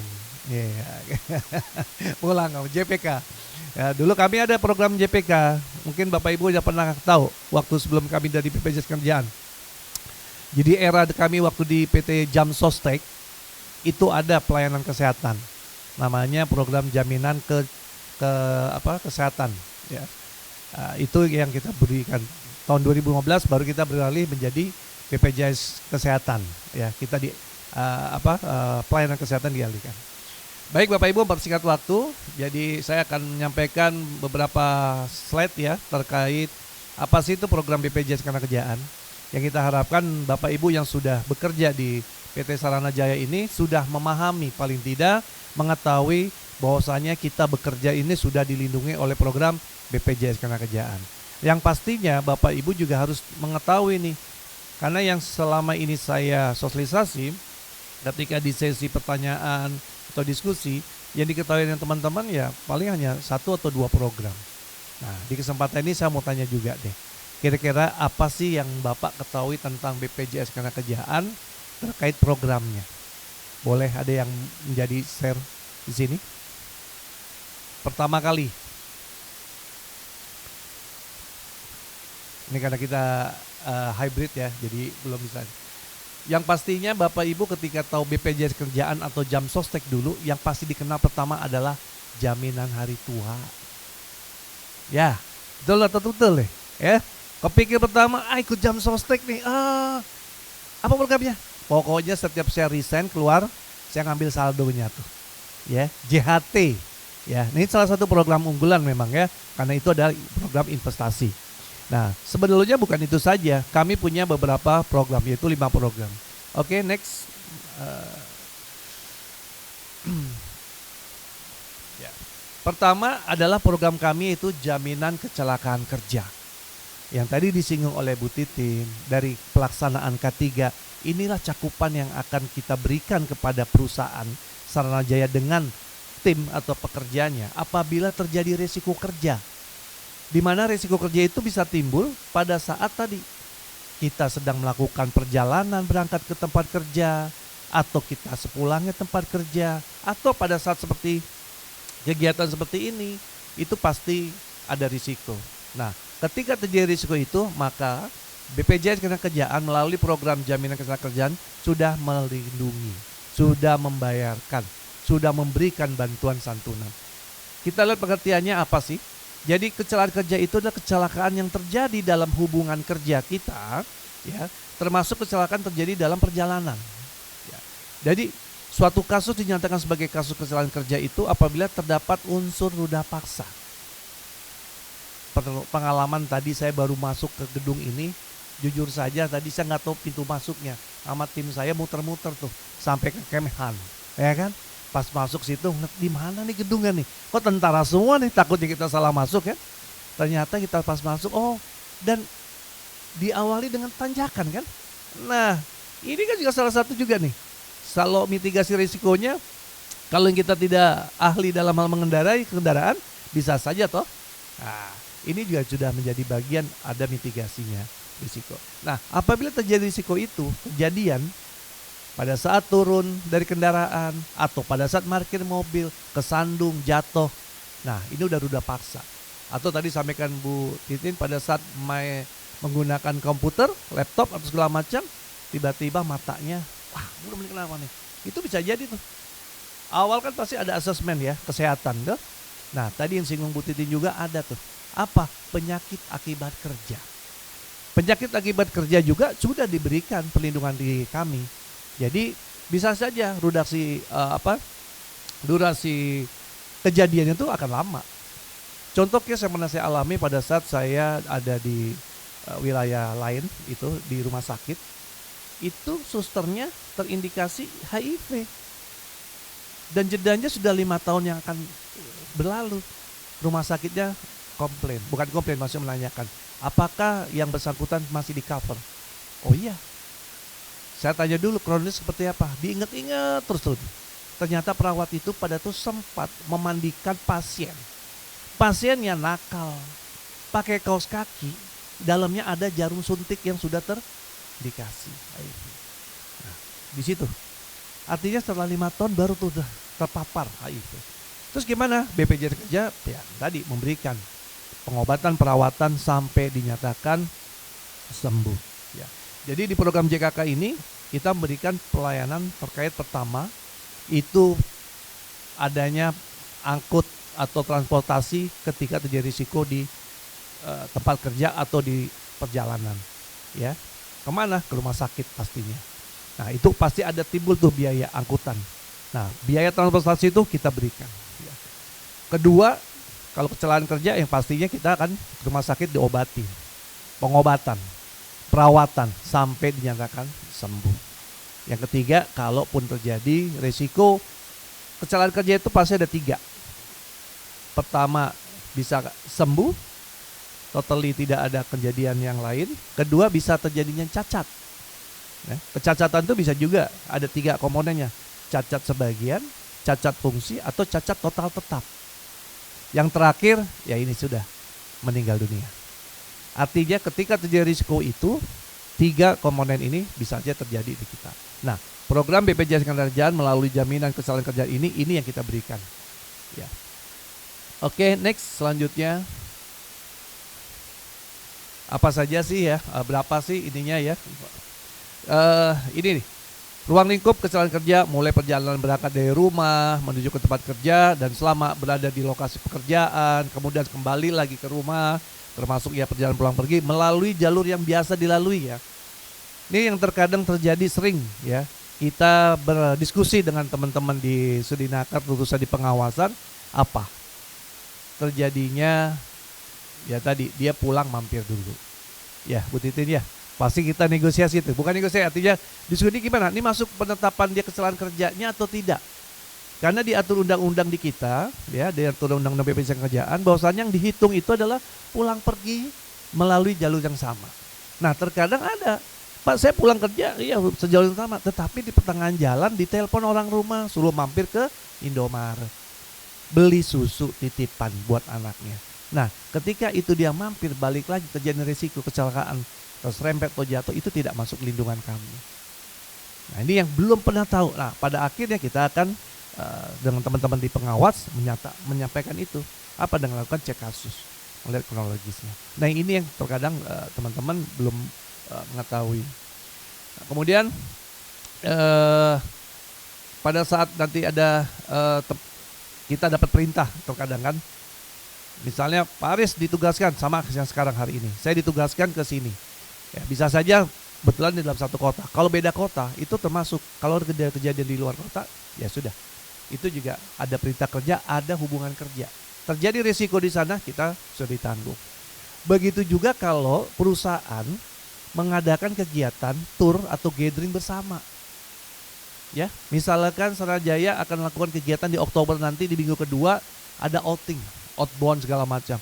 Nah itu bisa dilaporkan ke kami, peserta yang ikut kegiatan itu. Karena kita juga tadi kan kita nggak tahu juga, itu kan ada perintah kerjanya. Ketika risiko terjadi, ya sudah masuk jaminan kami. Gitu. Jadi ruang lingkupnya kurang lebih seperti itu. Next. Nah ini manfaat yang kita berikan apa saja? Tadi yang saya sampaikan, pertama adanya bantuan transportasi pengangkut. Jadi transportasinya kalau di darat masih lingkungan di kayak kita di DKI ini misalkan, ya kita beri bantuannya besar maksimal 5 juta. Ya, karena bisa kejadian, bisa aja dibawa lewat ambulan, atau bisa dibawa dengan Gojek atau Grab, atau dengan kendaraan lain sampai ke rumah sakit. Kemudian bantuannya kalau di laut, nah ini misalnya tetangga kita, ya, nah di Kepulauan Seribu, posisinya kejadian di Pulau Seribu, di sana vaskesnya tidak memenuhi syarat, tidak punya alat, misalnya harus dialihkan ke DKI sini, ke Jakarta. Nah itu bisa juga kita dapatkan maksimal 2 juta. Atau bisa jadi yang daerah remote nih, di lingkungan pulau-pulau kejadian, dia harus dialihkan ke kota, provinsi untuk layanan rumah sakit. Kita bantuannya 10 juta maksimal. Kalau ini tiga-tiganya bisa, ya, pengalaman yang pernah saya alami pada saat saya dinas di luar daerah, itu kejadiannya 3 trip. Dari Kepulauan Selat Panjang, Meranti, masuk ke Batam, sampai di Batam ternyata tidak bisa dieksekusi karena tidak ada alatnya, pindahkan ke DKI, ke Jakarta pakai, dan ini bisa kita pakai kombinasi. Yang tadi saya sampaikan juga untuk manfaat jaminan JKK itu ada 3, ya tadi pertama biaya perawatan dan pengobatan ini sampai sembuh, maka unlimited sesuai kebutuhan medis. Jadi berapapun biayanya ya, kita bayarkan. Kemudian ada yang tadi sampaikan sementara tidak mampu bekerja. Nah ini maksudnya apa? Apabila ada rekan kita mengalami risiko kerja, kemudian pada saat itu kejadiannya agak sedikit parah, misalnya bawa kendaraan patah, dibawa ke rumah sakit, pada saat dilakukan tindakan ternyata yang bersangkutan punya penyakit komorbidnya, diabetesnya atau darah tinggi, akhirnya medis tidak bisa melakukan kegiatan itu, yang pada akhirnya dia harus nginap dulu tuh di rumah sakit. Nah pada saat nginap, taruhlah misalnya sebulan, maka kita akan berikan bantuan tidak mampu kerja berupa gajinya dia tidak boleh dipotong, tidak boleh, tetap dia terima gaji. Memang mekanisme dibayar dulu oleh pihak perusahaan, nanti perusahaan bisa klaim ke kami. Selama 1 tahun itu kita berikan totally 100%. Berapa upah yang dilaporkan ke BPJS Kerjaan, nah maka itu yang kita berikan. Selanjutnya di tahun keduanya ternyata korban ini harus melakukan pencabutan pen. Ternyata belum juga, karena apa tadi masih punya penyakit yang tadi yang harus diselesaikan, apa dia diabetesnya atau darah tingginya. Nah pengobatan untuk darah tingginya segala macam itu tetap masuk perhitungan di kita, ya. Dan kita berikan sebesar 50% nih. Kalau gajinya 10 juta ya berarti 5 juta di tahun kedua kita berikan kepada perusahaan. Dan hal ini mungkin dengan perusahaan juga dalam membayarkan gajinya, ya. Kemudian kalau meninggal dunia, nah kejadiannya ketika dia menjalani pekerjaan di tempat kerja, ya tadi sampaikan Bu Tin, misalnya contohnya tadi di konstruksi, jatuh karena kelelahan, faktor kelelahan itu sangat-sangat benar-benar mendominasi kecelakaan kerja, itu kalau dia jatuh meninggal dunia langsung kita berikan manfaatnya itu 60% dikali 80 bulan upah dengan santunan berkalanya 500.000 untuk 2 tahun yang kita bayarkan sekaligus sebesar 12 juta dan biaya pemakaman 3 juta. Nah, kita juga berikan manfaat kepada keluarga berupa beasiswa kepada 2 orang anaknya, di mana kita memberikan manfaatnya dari TK sampai perguruan tinggi. Nilainya sudah ada ya, nanti Bapak Ibu bisa dibaca saja slide-nya. Nah, tadi saya bilang ketika terjadi kecelakaan kerja, indikasi yang bisa terjadi adalah 3. Bisa sembuh, cacat, atau meninggal dunia. Kalau sembuh, kita clear. Ya. Tapi ketika dia dinyatakan kecacatannya ada cacat anatomis. Jadi ada bagian tubuh kita yang tidak bisa aktivitas seperti sedia kala. Berkurang fungsi itu juga sama. Tangan kita yang tadinya bisa lurus karena kejadian kecelakaan hanya setengah. Nah ini ada. Jadi perhitungannya ada persentase fungsinya, kemudian kita kali tabelnya dan kali 80 bulan. Kalau cacat total tetap itu udah pasti. Hari ini kita masih ada peserta kita di Pekanbaru Riau, ya, itu di awal Bros tepatnya rumah sakitnya sudah di 8 tahun di rumah sakit. Jadi kalau Bapak Ibu mau ngeliat di YouTube-nya ada, itu udah tidur aja udah di kamar, ya. Itu ya pekerja harian aja, ya. Mau tahu berapa biayanya sekarang? Biayanya udah hampir 7M. Yang bayar siapa? BPJS Ketenagakerjaan, pemerintah negara. Ya, itu bedanya. Karena tadi ada indikasi kecelakaan kerja, ada ruda paksa, maka kita nyatakan harus diselesaikan. Nanti terserah penegakannya ternyata cacat total tetap, ataupun dia cacat kurang fungsi atau anatomis, nanti medis yang menyatakan. Oke, next selanjutnya.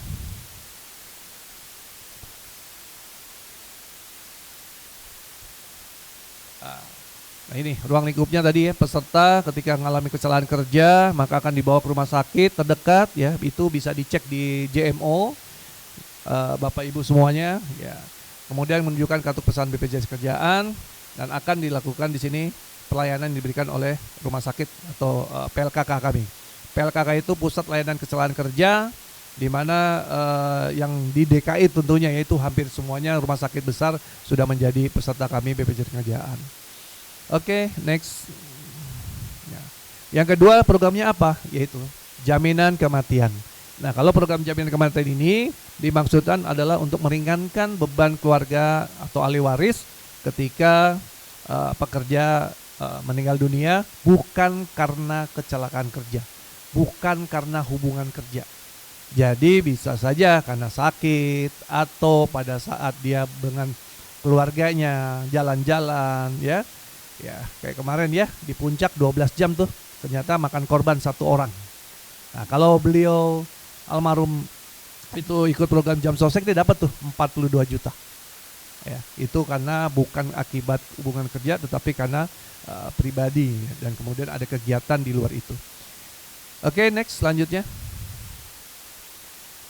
Nah, ini tadi saya sampaikan untuk jaminan kematian itu kita berikan santunan kematian sebesar 42 juta dan kita berikan juga bantuan beasiswa untuk 2 orang anaknya dan di sini ada syaratnya adalah minimal kepesertaan 3 tahun. Jadi peserta itu minimalnya sudah mencukupi 3 tahun. Di tahun keempat pada saat dia melakukan kegiatan di luar hubungan kerja meninggal dunia, dia dapat 42 juta plus dengan bantuan beasiswa kepada anaknya untuk 2 orang anak dari tingkat TK sampai dengan perguruan tinggi. Pak Aris, ini masalahnya ini istrinya lagi hamil, mengandung. Terus gimana nih sampai nanti usia sekolah anaknya? Masih berlaku. Ya. Oke, next. Nah, terus bagaimana cara pengajuannya? Persyaratnya pasti pertama ahli waris janda atau duda atau anak itu datang ke kantor kita membawa kartu BPJS Kerjaan, kemudian KTP, kartu keluarga, surat kematian, dan ini normatif lah ya sebagai mandatori. Nanti akan diproses oleh kami, melakukan proses ya konfirmasi Nah, kalau sudah dinyatakan eligible untuk datanya, kita akan berikan santunan kepada ahli waris melalui rekening bank. Ya. Oke, selanjutnya slide. Nah ini mungkin bisa nanti dibaca saja ya Bapak Ibu, mengingat waktu juga. Jadi yang kita berikan kepada pastinya untuk janda duda, mertua, orang tua atau cucu dan kakek dan neneknya, atau pihak yang ditunjuk dalam wasiatnya oleh pekerja. Kalau ada wasiat, ini pokoknya nanti kalau saya nggak ada, saya wasiatkan ke anak, tidak ke suami misalnya, ya itu. Selanjutnya program ketiga yaitu jaminan hari tua. Ini yang saya bilang, Bapak Ibu pastinya kalau dengan BPJS Kerjaan atau program Jam Sostek tahunya banyak ini. Karena ini tabungan yang dapat diambil seluruhnya ketika kita sudah tidak lagi bekerja atau dinyatakan nonaktif menjadi peserta BPJS Kerjaan. Nah, apa saja yang keuntungannya? Yang pastinya kita ada bagi hasil pengembangan, yaitu di mana Bapak Ibu pada saat terdaftar memiliki saldo awal, kemudian ada saldo iuran. Nah, ketika sudah tidak bekerja lagi, maka ini kita berikan. Pengembangannya saat ini cukup lumayan, baik ya, dari suku bunga perbankan saat ini kita masih di angka 4%. 4,5 kalau nggak salah ya. Kemudian bisa diambil seluruh all semuanya tanpa biaya admin dan tidak ada biaya adminnya. Kemudian bisa lihat saldo tabungan kapan saja melalui aplikasi Jemo. Nah, saya mau pastikan juga nih teman-teman baik yang di di daring dan luring ini sekarang sudah pada pasang JMO belum nih? Sudah ya. Nah, jadi mohon izin nih Bapak Ibu, pastikan setiap bulan maksimal 3 bulan deh. Tujuannya apa? Memastikan apakah di perusahaan sudah bayarin, ya, ada keterlambatan tidak? Karena ketika ada keterlambatan pembayaran iuran itu akan mempengaruhi pengembangan. Karena bunga kita bisa aja berubah-ubah tiap bulan seperti bunga bank, ya. Jadi harus dipastikan. Kemudian sebagai alat kontrol juga, khawatir perusahaan lupa bayar di keuangan, apalagi sampai nunggak, ya repot deh tuh, ya. Kemudian cara klaimnya gimana? Nah, saat ini kami sudah punya ada JMO, jadi Bapak Ibu bisa menggunakan apabila sudah tidak bekerja lagi dan belum aktif di tempat yang lain, bisa mengajukan klaim. Lihat JMO atau lapak asik. Nah, untuk sementara ini di aplikasi JMO memang baru dibatasi plafonnya. Pengajuan klaimnya baru di angka 10 juta. Ya mudah-mudahan sih tahun ini katanya lagi mau dikembangkan lagi, developnya bisa lebih dari 10 juta untuk kebutuhan Bapak Ibu. Tetapi kalau yang di atas itu bisa menggunakan lapak asik. Lapak asik itu adalah portal kami untuk pengajuan secara online yang namanya tuh layanan tanpa kontak fisik artinya. Nah, nanti Bapak Ibu akan dapat tuh nomor antrian. Nah, ketika sudah dapat nomor antrian itu akan dikonfirmasi oleh tim CS kami, Customer Service, untuk memastikan kapan bisa kami video call. Pada saat video call itu sebagai memastikan saja bahwasan Bapak Ibu bahwa dokumen yang di-upload sudah lengkap, eligible dan bisa dilakukan pencairan selanjutnya. Yang biasanya sih dilampiri dengan dokumen selanjutnya. Nah, next yang keempat ini jaminan pensiun yang Bapak Ibu alhamdulillah di Sarana Jaya sudah terdaftar semua ya di JP ya. Artinya dulu mungkin kita berharap ingin jadi TNI, Polri, PNS, ya enggak? Yang pertama dicari apa? Supaya ketika kita sudah tidak lagi bekerja di usia kita pensiun, kita dapat tuh. Nah, saat ini di BPJS Ketenagakerjaan sudah ada, ya. Jaminan pensiun itu apa sih? Yaitu sejumlah uang yang dibayarkan kepada peserta yang memasuki usia pensiun atau mengalami cacat total tetap atau kepada ahli waris bagi yang peserta yang meninggal dunia. Jadi kalau meninggal dunia pada saat ini kejadiannya, ya, itu jaminan pensiunnya sudah bisa diberikan secara berkala Bapak Ibu. Ya. Atau tadi kejadian risiko kerja, kecelakaan kerja, kemudian medis menyatakan Pak Bu nih kayaknya korban nggak bisa diselamatkan, dalam arti cacatnya ini permanen, nggak bisa lagi beraktivitas. Maka muncul diagnosa, muncul dari medis.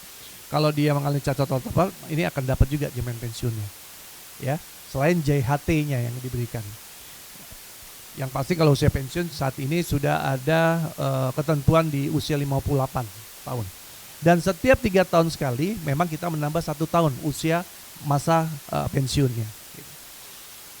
Next, ya untuk jaminan pensiun ini pertama kali yang ditetapkan kami di tahun 2019 kemarin itu di 2015 itu 56 tahun. Nah, pada mulai 1 Januari 2019 usia pensiun menjadi 57 tahun, yang dimana tadi saya sampaikan 3 tahun berikutnya usia pensiun ditambah 1 tahun sehingga sampai maksimalnya di usia 65 tahun. Oke, next. Nah, siapa saja sih yang berhak menerima manfaat, ya kan? Ya, yang pastinya tadi kalau suami atau istri ya itu diberikan kepada janda atau dudanya sebagai ahli waris untuk peserta pensiun hari tua dan pensiun cacat serta yang meninggal dunia. Dan peserta yang mengalami cacat total tetap sebelum mencapai usia pensiun pun kita berikan yang tadi saya sampaikan ya. Oke, next.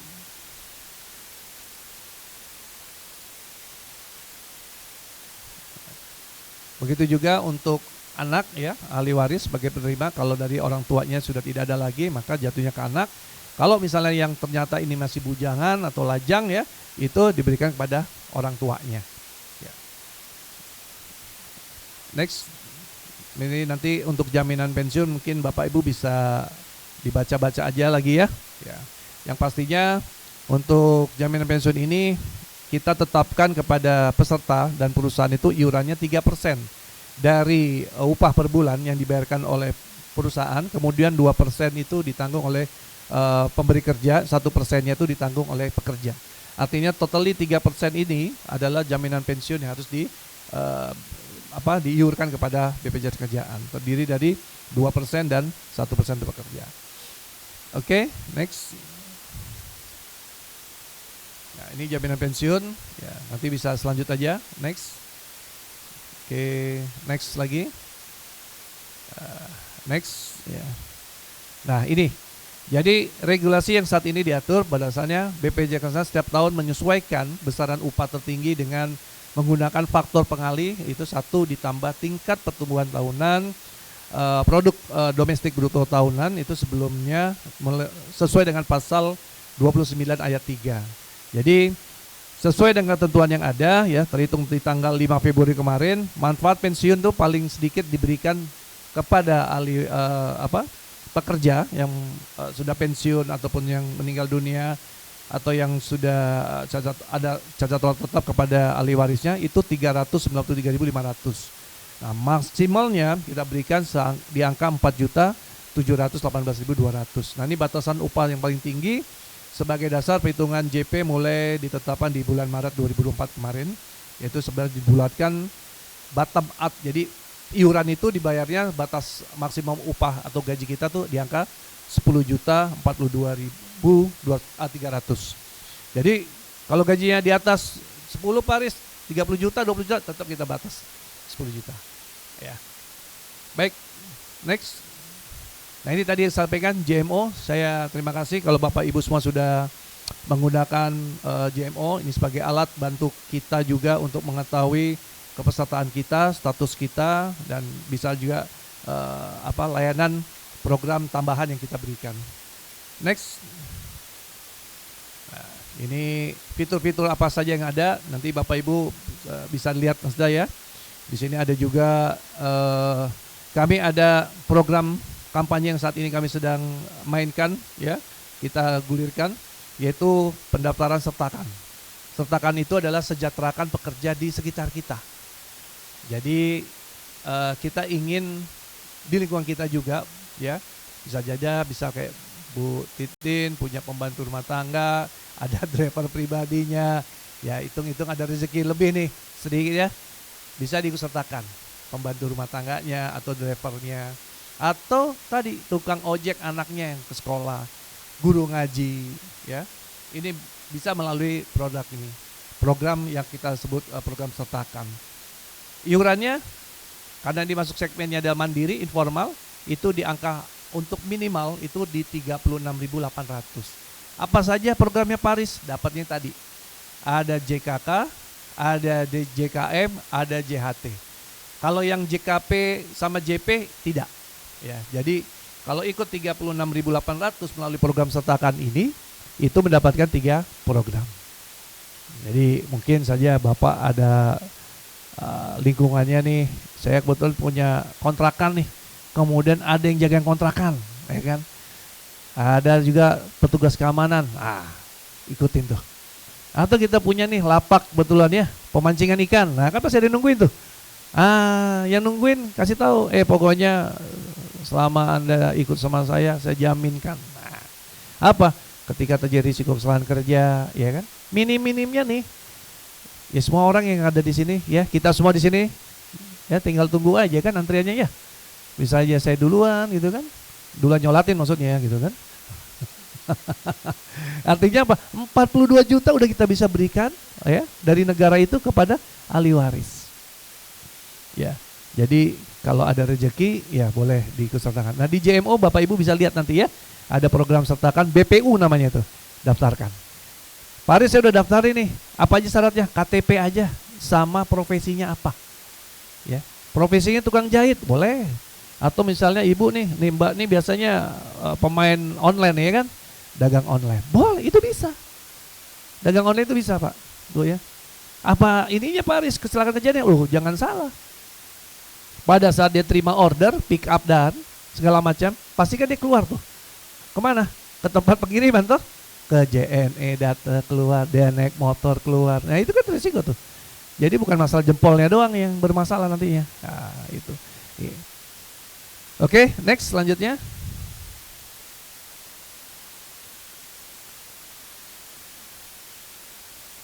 Ini fitur-fiturnya ya. Nanti Bapak Ibu bisa saja dicoba-coba. Nah ini tadi gambarnya yang slide. Nah ada tukang sayur misalnya nih kayak Bu Titin kan seorang ibu yang selalu mobile ya kan. Ada tukang pokoknya tukang sayur jangan lupa tuh ya. Bisa aja, bisa didaftarin. Tukang roti langganan kita, apalagi kalau asisten yang kayak begini ya enggak? Bapak Ibu nih. Ya, boleh saja ya kan dikasih tahu gajinya. Ini driver atau dia sebagai ini Grab ya, misalnya Grab atau Gojek ataupun ya aktivitasnya. Artinya setiap ada orang yang memiliki kegiatan ekonomi itu kita bisa tawarkan. Ya kalau sekolah kita mau memberikan hibah kita, ada dana sedekah kita kasih boleh saja. Tapi paling tidak kita bisa nyampaikan kalau Anda nih punya risiko loh. Ya, kayak kemarin saya ngundang kawan untuk ke rumah, ternyata dia bilang, "Bos, gua mau bangun rumah nih butuh tukang." Nah, saya bilang, "Lo tukang berapa butuh?" "Ada 5." "Oke, 5 lo daftarin tuh." Karena dia kerja di rumah kita. Kalau terjadi apa-apa kita juga yang masalah. Betulnya. Lagi ngenain plafon, plek, jatuh, berat.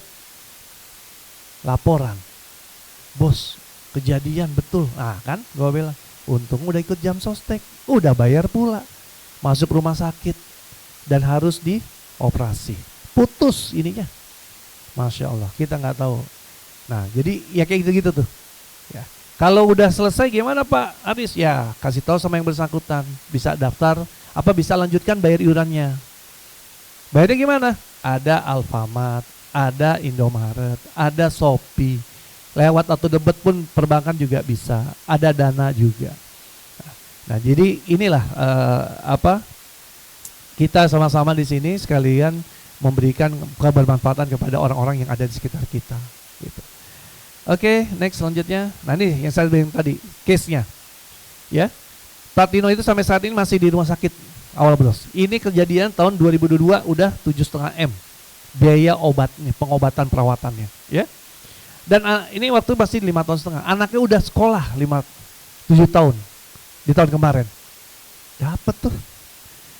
Bapaknya begini juga, dapat juga tetap duitnya dari BPJS Kerjaan. Tapi sudah 50%.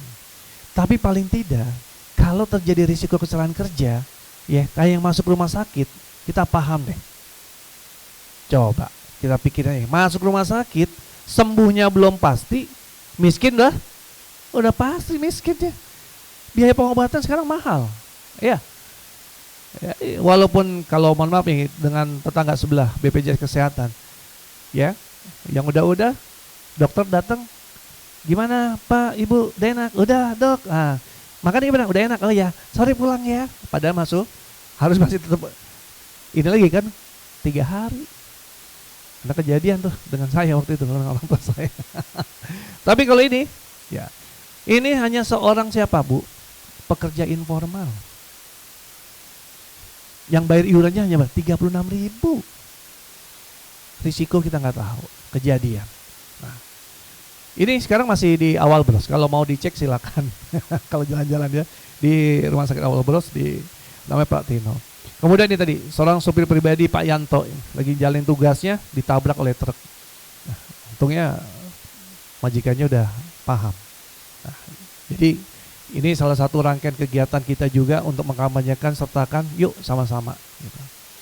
Oke, next kelas. Nah, mungkin ini tadi udah kita sampaikan ya, jaminan kesehatan kerja, manfaat yang kita berikan. Pertama tadi ada perawatan tanpa batas, kemudian ada santunan tidak mau bekerja, 100% untuk tahun pertama dan tahun kedua dan selanjutnya itu 5%, kemudian ada santunan meninggal dunia diberikan 48 kali upah, kemudian ada santunan cacat total tetap kalau terjadi itu 56 kali upah, kemudian manfaat beasiswa yang tadi kita berikan untuk dua anak itu totalinya sebesar 174 juta. Dan kita juga masih ada home care. Home care ini kalau ternyata pasien itu tidak bisa melakukan kunjungan ke rumah sakit, maka kami berikan layanan perawatan di rumah. Oke, next. Nah ini yang tadi saya sampaikan untuk kegiatan kalau kejadian kesalahan kerja apa saja yang pasti diangkut ya ke rumah sakit, bisa dengan kendaraan apa saja kalau ada ambulan ke PLKK kami, kemudian nanti dari PLKK akan konfirmasi ke kami. Di sini akan ada kontribusinya, ya kita minta pemberkasan. Ya, yang pasti ini kayak Saranajaya ini kan banyak main di konstruksi juga ya. Tadi disampaikan kalau tadi sekilas Pak Arjo bilang di pasar Tanah Abang baling-baling apa tuh kipas angin jatuh mengenai itu kan salah satu risiko juga, mitigasinya juga kita harus pandang. Ini bisa juga kejadian di teman-teman gitu. Yang mudah-mudahan dengan adanya ikut BPJS Kerjaan kita harapnya tidak perlu menggunakan ya. Kalau perlu menggunakan paling satu itu aja kalau udah batas waktu kontrak kita di dunia ini selesai. Ya, kalau yang lainnya janganlah ya. Oke, next. Nah, ini juga tadi santunan kematian sudah kita jelaskan sedikitnya. Rangkaiannya apa saja yang kita berikan seperti ini. Bisa diulang lagi. Next. Nah, ini formnya, tata cara klaimnya apa saja yang harus disertakan. Yang pasti ini normatif ya. Ada surat kematian, akta kematian itu pasti, dan surat ahli waris. Nah, surat ahli waris harus dipastikan ya, karena sekarang banyak juga nih ya, sering terjadi ahli warisnya ternyata punya ahli waris yang lain. Nah, masalahnya apa? Ada beasiswanya. Ini cerita sedikit saja terkait masalah klaim JKM ini hampir banyak. Ya mohon maaf nih Bu Titin, saya baru tahu. Dia pertama didaftar di perusahaan, oke, ternyata dia punya pos yang lainnya. Oh banyak, iya, saya paham itu. Banyak yang pasti datang ke Bu Titin tuh minta bagaimana penegakannya. Jadi waktu itu kami juga pernah ditanya, Pak Aris gimana solusinya? Aduh, saya nggak punya solusi untuk itu. Ya, silakan saya diskusi dengan keluarga. Dibagi dua, ya. Jadi yang santunan kematiannya ke istri yang pertama, nah untuk yang istri kedua dapat untuk anaknya aja ya, sekolah, beasiswa. Ya, itu tuh. Ya. Betul. Jadi kalau meninggal biasa ya 40 juta udah selesai deh buat tahlilan segala macam. Tapi kalau yang kesalahan kerja, kas lagi kerja itu 48 kali gaji. Bayangin kalau gajinya mungkin aja ibu gajinya 50 juta tuh. Amin ya kan, 50 juta kali 48 kali gaji loh. Ya. Coba. Ya mudah-mudahan sih ini ya jangan sampai terjadi ya. Tapi kalau ada kejadian jangan juga gitu. Ya. Bagi dua ya, itu bagi dua kadang tuh anaknya, tetangganya ikut-ikut juga tuh ya. Saya pernah ngedapetin ada kasus itu istrinya nggak taunya ada 3. 1 sah, 2 bawah tangan, ketiganya siri ini juga baru diakui KUA. Saya bilang udah atur bakur aja deh gimana deh. Dia minta yang netapin harus BPJS, saya nggak bisa. Bisa gue didatengin sama almarhum ya kan. Alasan yang istri yang pertama ya saya selama ini udah banyak berkarya untuk almarhum Istri yang kedua, ya tadi, ya gimana orang dia suka sama saya, ya kan? Nah, yang ketiga, gimana? Masih punya tinggalan. Peninggalan masih ada di 3 anak nih, ya kan? Ya kita pikir udah dah. Nah, jadi itu ya, Bapak Ibu, program jaminan yang kita berikan ini sebenarnya bermanfaat untuk ke teman-teman. Oke, next, selanjutnya. Ada lagi? Hari tua juga kita lewat ya. Tadi sudah Bapak Ibu udah mendengarkan ya. Ini kayaknya diulang-ulang aja nih, yang sengaja nih. Jangan panjang-panjang kita. Waktunya soalnya. Oke, next ya. Nah, ini nanti ini ada yang di fitur tadi teman-teman ya, di JMO Bapak Ibu bisa diupdate. Jadi yang tadi kalau sertakan bisa didata, di sini bisa bayarnya langsung 1 bulan, 2 bulan sampai 12 bulan. Siapa? Misalnya pembantu rumah tangganya namanya siapa? Inem gitu kan nomor niknya. Dan bebas ya, bukan harus domisili sini. Kalau pembantuannya di Semarang, ya kan orang asli Semarang nggak apa-apa didaftar di sini kan, nggak apa-apa. Yang dilihat itu bukan, tapi aktivitas di kitanya. Lengkap semuanya diisi. Ya, tinggal pilih. Nah, kalau saya saran ikut yang ini nih. Ada JHT-nya. Jaminan hari tua. Hitung-hitungan kalau dia tidak lagi kerja di kita kasih 6. Nanti kalau udah nggak lagi di sini, Anda sudah saya jaminkan. Ada tabungannya nih. Nah, bisa bayarkan lanjutan deh. Kalau masuk ke majikan yang baru, bilang sama majikan yang baru. Bu, saya udah ikut jam sostek, ada JHT. Jadi gaji saya minta tolong ditambahin 36.800. Pasti dikasih tuh, ya kan? Gajinya 2 juta, ya kan? Tambah 36, cengli lah. Nah, ini fitur yang ada di JMO. Kalau Bapak Ibu nanti ada minat ya untuk memberikan bantuan atau memberikan manfaat kepada orang-orang di sekitar kita. Next. Ya. Oke, nah ini sudah ada ya aturan mainnya. Ini yang paling kecil 16.800 itu hanya 2 program, JKK dan JKM. JKK-nya itu 10.000, kemudian kematiannya 6.800. Ya, kalau kita hitung-hitung 42 juta dibagi 6.800 dapat berapa tahun tuh? Totalinya ya. Kalau hitung 42 juta udah hitung-hitungnya kalau itu bagi ini aja sekitar 208 tahun.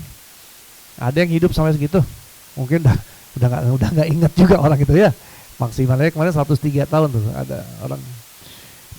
Oke, ini simulasinya Bapak Ibu. Kalau nanti ada perminatan silakan. Bisa di kolektif juga, misalnya mau dibantu sama manajemen. Saya mau sedekah setiap bulan. Di auto debit boleh.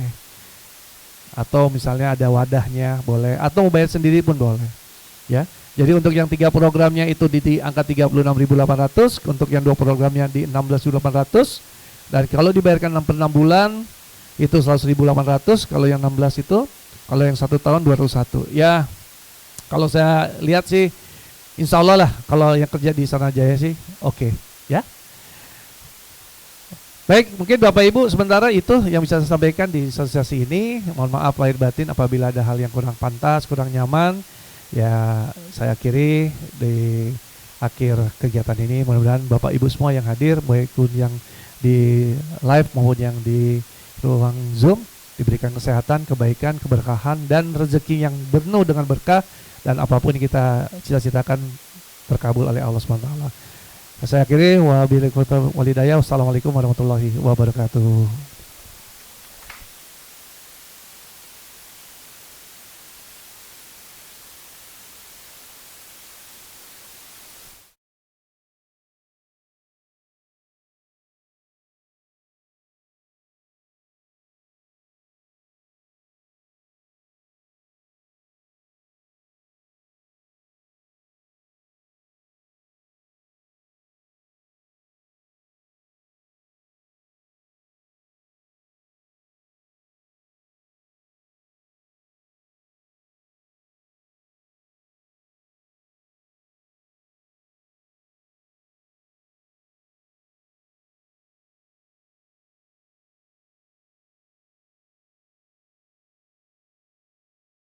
Nah, Pak Jokowi ada berencana membuat program dana pensiun tambahan dan pegawai swasta akan diminta untuk membayarkan iuran tambahan selain dari JHT. Bagaimana itu terkait kebijakan tersebut, Pak? Ini untuk Pak Aris mungkin nih, Pak, pertanyaannya, Pak.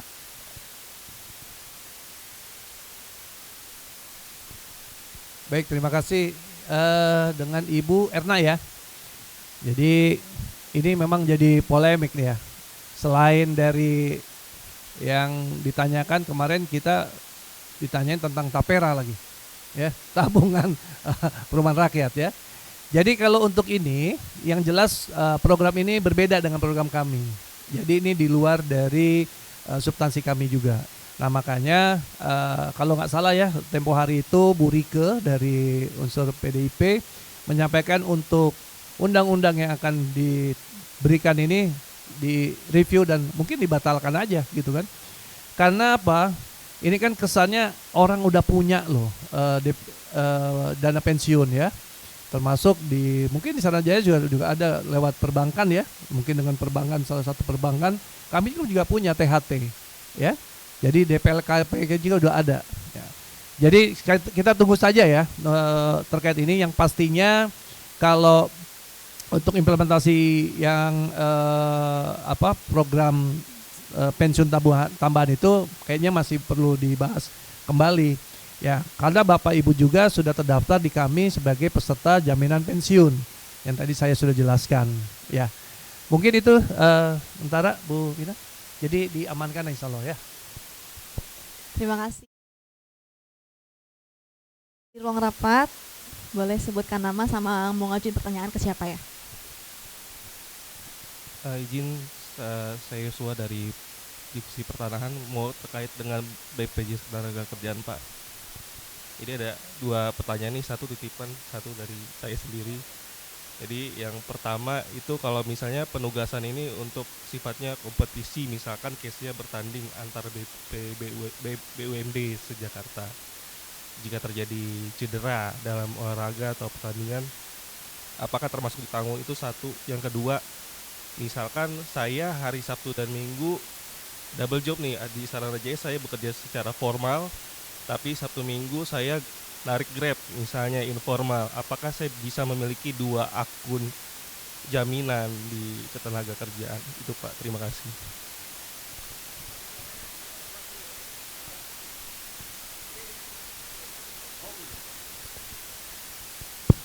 Baik, makasih dengan Mas Joshua ya.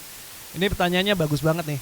Terus ya pastinya gini, apapun kegiatan kita yang sudah di lead oleh perusahaan itu masuk kategori, kalau terjadi risiko itu udah masuk kategori kesalahan kerja ya. Jadi misalnya Mas Joshua ada kegiatan tadi kan cabur ya. Jadi saat ini aja udah rame nih cabang-cabang olahraga itu, yang saat ini ada kegiatan event-event itu sudah memang wajib ya. Ini kalau perusahaan lebih konkret. Nah kalau untuk yang kayak perkumpulan-perkumpulan seperti pencaksilat segala macam, itu setiap ada event itu kita memang wajibkan. Dan itu juga kan sebenarnya yang diikut sertakan tuh adalah anak-anak kita tuh. Nah sekarang program BPJS Ketenagakerjaan itu sudah mewajibkan untuk usia dini, namanya keminat bakat, di batasan 13 tahun. Misalnya putra putri anak kita, saudara ya, tetangga kita itu kan, dia ikut di sekolahnya sebagai atlet. Nah pada saat ada event itu sudah wajib diikutsertakan. Tujuannya apa? Tadi ketika risiko ada ruda paksa, ada kecelakaan, itu sudah ditanggung oleh kami. Gitu. Jadi bisa tuh disampaikan. Hanya yang penting gini Pak Joshua, aktivitas itu harus dilaporkan kepada manajemen ya tadi, supaya kita tahu siapa saja yang diikutsertakan. Kan tadi saya awal juga sudah sampaikan, jangankan untuk yang tadi ya, untuk cabur, untuk teman-teman misalnya yang bikin outbound, kegiatan rekreasi keluar, misalnya lagi ada kegiatan, kita ke Makassar ya kan, atau ke Bali, ini rombongan, nah itu juga wajib dikirim ke kami daftarnya. Ya kita menjaga jangan sampai terjadi risiko. Kalau terjadi maka itu tanggungannya. Yang kedua ini menarik banget nih. Kalau kita punya set job gimana? Bisa nggak di Paris? Boleh aja. Nah karena kita akan lihat juga case-nya itu pada saat aktivitas yang mana. Tadi saya bilang kalau kita saat ini sebagai pekerja di Saranajaya sebagai karyawan ya, kedua kita punya tambahan ya tadi misalnya ngedrive ya kan, atau kita punya usaha laundryan, kita punya lapak pemancingan ya kan, boleh tuh. Nah ketika terjadi risiko pada saat di di kegiatan yang di Sabtu Minggu misalnya, ataupun kegiatan yang di luar dari jam kerja, itu bisa. Pakai apa? Tadi misalkan pakai BPU, bukan penerima upah. Jadi segmen kita tuh ada dua, PU itu pekerja penerima upah, yaitu kita semua yang ada di perusahaan. Yang kedua BPU itu bukan penerima upah, sifatnya mandiri atau informal. Tujuannya apa? Kita mempunyai kemampuan untuk membeli asuransi istilahnya, jaminan, bentuknya jaminan. Nah, itu ya kita bisa ikutin. Ya tadi kalau mau double duitnya nih, ya ikut JHT-nya juga. Tadi yang saya sampaikan itu kan angka minimal ya, dimulai dari angka 16.800 atau 36.800. Itu kalau dikonversi ke nilai upah, itu batasan upahnya 1 juta. Jadi kalau Mas Surya punya nilai pendapatan ada lebih nih dana nih, Pak Aris saya boleh nggak iurannya yang 500.000? Boleh. Kalau di 500.000 konversi ke sekitar 24 juta upah. Amit-amit jawang bayi nih, kejadian kecelakaan kerja, masuk rumah sakit, ya kan? Terus stay 3 bulan di rumah sakit, dapat duit 24 juta. Itu. Ya. Jadi nilai yang di BPU itu atau pengajuan klaimnya juga lebih fleksibel. Kalau kita pada saat ngajuin JHT itu harus ada taklaring. Tapi kalau untuk BPU itu cukup memberikan pernyataan kalau saya sudah tidak lagi bekerja sebagai Grab atau milik apa, itu bisa. Nah JHT-nya kompetitif juga sama. Ya, mungkin itu ya. Oke, makasih Mas.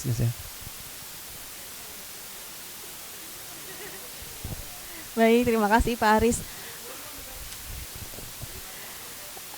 Ini mungkin kita satu lagi pertanyaan buat teman-teman yang ada di sini ya. Boleh? Ada yang mau tanya lagi? Oh, Mas Jerry. Ibu Titin ya, saya Jerry dari Divisi Perencanaan Bu Titin. Mau tanya untuk P2K3 itu kita diwajibkan atau tidak ya Bu? Kedua untuk SMK3 pun kita harus terbentuk atau tidak? Itu aja sih Bu. Terima kasih Bu. Makasih Mas. Yang untuk P2K3 perusahaan yang mempunyai pekerja 100 lebih atau 50 pekerja tetapi termasuk high risk itu wajib membentuk panitia keselamatan dan kesehatan kerja, itu wajib, ada di aturannya. Untuk yang SMK 3 untuk SMK 3 itu kan memang membutuhkan ada biaya ya untuk auditnya. Audit itu ada beberapa audit perusahaan audit yang memang sudah mempunyai izin dari Kemnaker, diantaranya ada Sukopindo, Alkon, Surveyor gitu ya. Tetapi tidak karena belum diprogramkan untuk pembiayaan, Bapak bisa dari mulai awal. Itu kebijakan K3 aja itu sudah mencakup untuk salah satunya SMK 3 gitu. Bapak sudah membentuk panitia keselamatan dan kesehatan kerja juga, itu salah satu dokumen yang memang harus dilengkapi, salah satu syaratnya untuk SMK 3 gitu Pak. Kalau memang Bapak dari awalnya ini Bapak bisa diskusi, tadi juga saya menjawab pertanyaan yang di Zoom ya Pak ya, itu bisa diskusi di tempat kami di bidang pengawasan di lantai 4 ini Pak ya. Bapak bisa bisa diskusi ke tempat kami di lantai 4 di Jalan Prajurit KKO Usman Harun, persis depan patung tani gitu ya Pak. Kita sama Pak, platnya merah ya Bapak. Bapak bisa diskusi dengan kami apa-apa aja yang memang menjadi kewajiban perusahaan Bapak. Kalau memang 50 high risk atau 100 pekerja ke atas itu memang wajib Pak. Nanti Bapak disesuaikan dengan lingkungan atau kondisi yang Bapak biasanya ini ya Pak. Kalau itu yang Saranajaya kan pengelola gedung. Nanti dilihat, bisa diskusi dengan kami. Nanti setelah Bapak melaksanakan, biasanya kalau Bapak mau menyampaikan ke perusahaan yang dikelola, kalau di induknya aja belum melaksanakan, kita nggak enak Pak biasanya. Di tempat Bapak dulu, di Saranajaya dulu di induknya sudah melaksanakan, nanti Bapak bisa share tentang kewajiban P2K3 di tempat yang Bapak kelola. Itu ya Pak. Makasih. Ada ya makasih. Ya. Baik, terima kasih Bu Titin. Bu, izin nih ada pertanyaan lagi yang di Zoom. Mungkin kita singkat aja ya karena udah mau menjelang sholat Jumat. Kayaknya agak lumayan penting pertanyaannya, boleh di scroll ke atas Mas. Oke, ini dari Mbak Tika Sarah, izin bertanya kepada Bu Titin, apakah ada program bantuan dari Disnaker bagi perusahaan untuk meningkatkan implementasi K3, terutama untuk perusahaan yang baru mulai menerapkan standar ini seperti Saranajaya? Izin singkat aja Bu. Kalau untuk bantuan kami diskusi Mbak, konsultasi bantuan. Tapi kalau untuk FGD pembinaan biasanya kita ada beberapa FGD 1 tahun itu ada 2 kali atau 3 kali itu yang mengenai, apalagi Saranajaya ini kan pengelola ya. Nanti bisa koordinasi dengan Bu Dita, itu ada pengelola FGD pengelola gedung bertingkat, ada kegiatan nihil kecelakaan kerja, ada juga yang untuk konstruksi. Ini kan berkaitan langsung dengan lingkup kegiatan di Saranajaya ya, karena kan memang ada konstruksinya, ada pengelola gedungnya, ada juga yang kecelakaan kerja. Nah, untuk goalnya memang kalau memang perusahaan ini tidak ada kecelakaan kerja yang menghilangkan waktu 2 kali 24 jam, perusahaan Bapak dan Ibu bisa mengikuti program nihil kecelakaan kerja. Itu biasanya di sertifikatnya diberikan oleh Kemnaker RI, programnya 1 tahun sekali gitu. Makasih. Terima kasih Bu Titin, sudah terjawab ya Mbak Tika Sarah.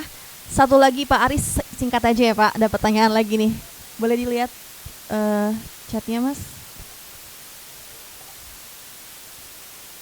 Ya, terakhir nih dari Mbak Anissa Dewi Ayu, kepada Pak Aris untuk insan Saranajaya yang menggunakan transportasi umum ke kantornya Pak, apakah jika terjadi kecelakaan juga termasuk di cover oleh BPJS? Izin Pak Aris singkat aja Pak, terima kasih.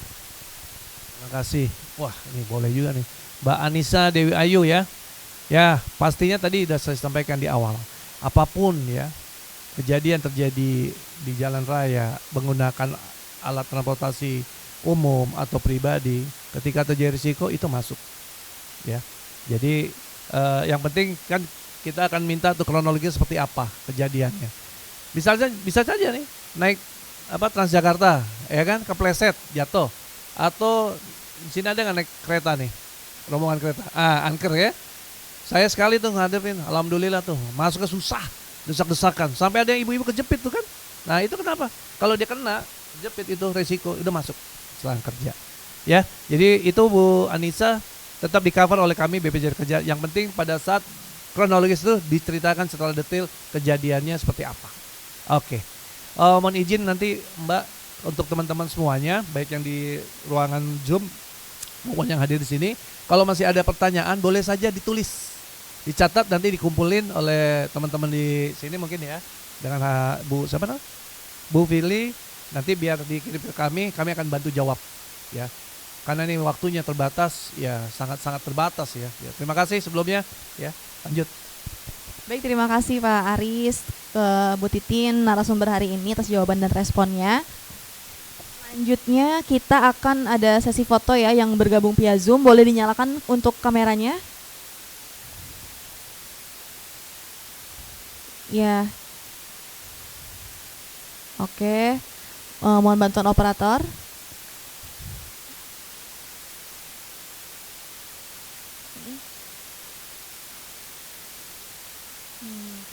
Untuk yang bergabung di ruang rapat, nanti kita foto setelah sesi berakhir ya. Oke.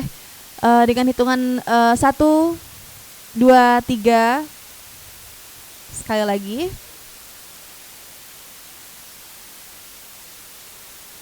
1, 2, 3. Oke, terima kasih teman-teman.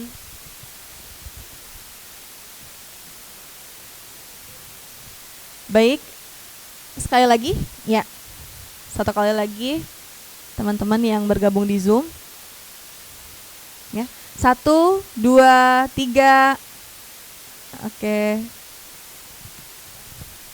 Baik, akhir kata kami mengucapkan terima kasih atas antusiasme insan Saranajaya yang telah bergabung secara langsung maupun virtual. Semoga ilmu yang kita dapatkan hari ini dapat kita implementasikan dan dapat menumbuhkan kesadaran kita akan keselamatan dan kesehatan kerja.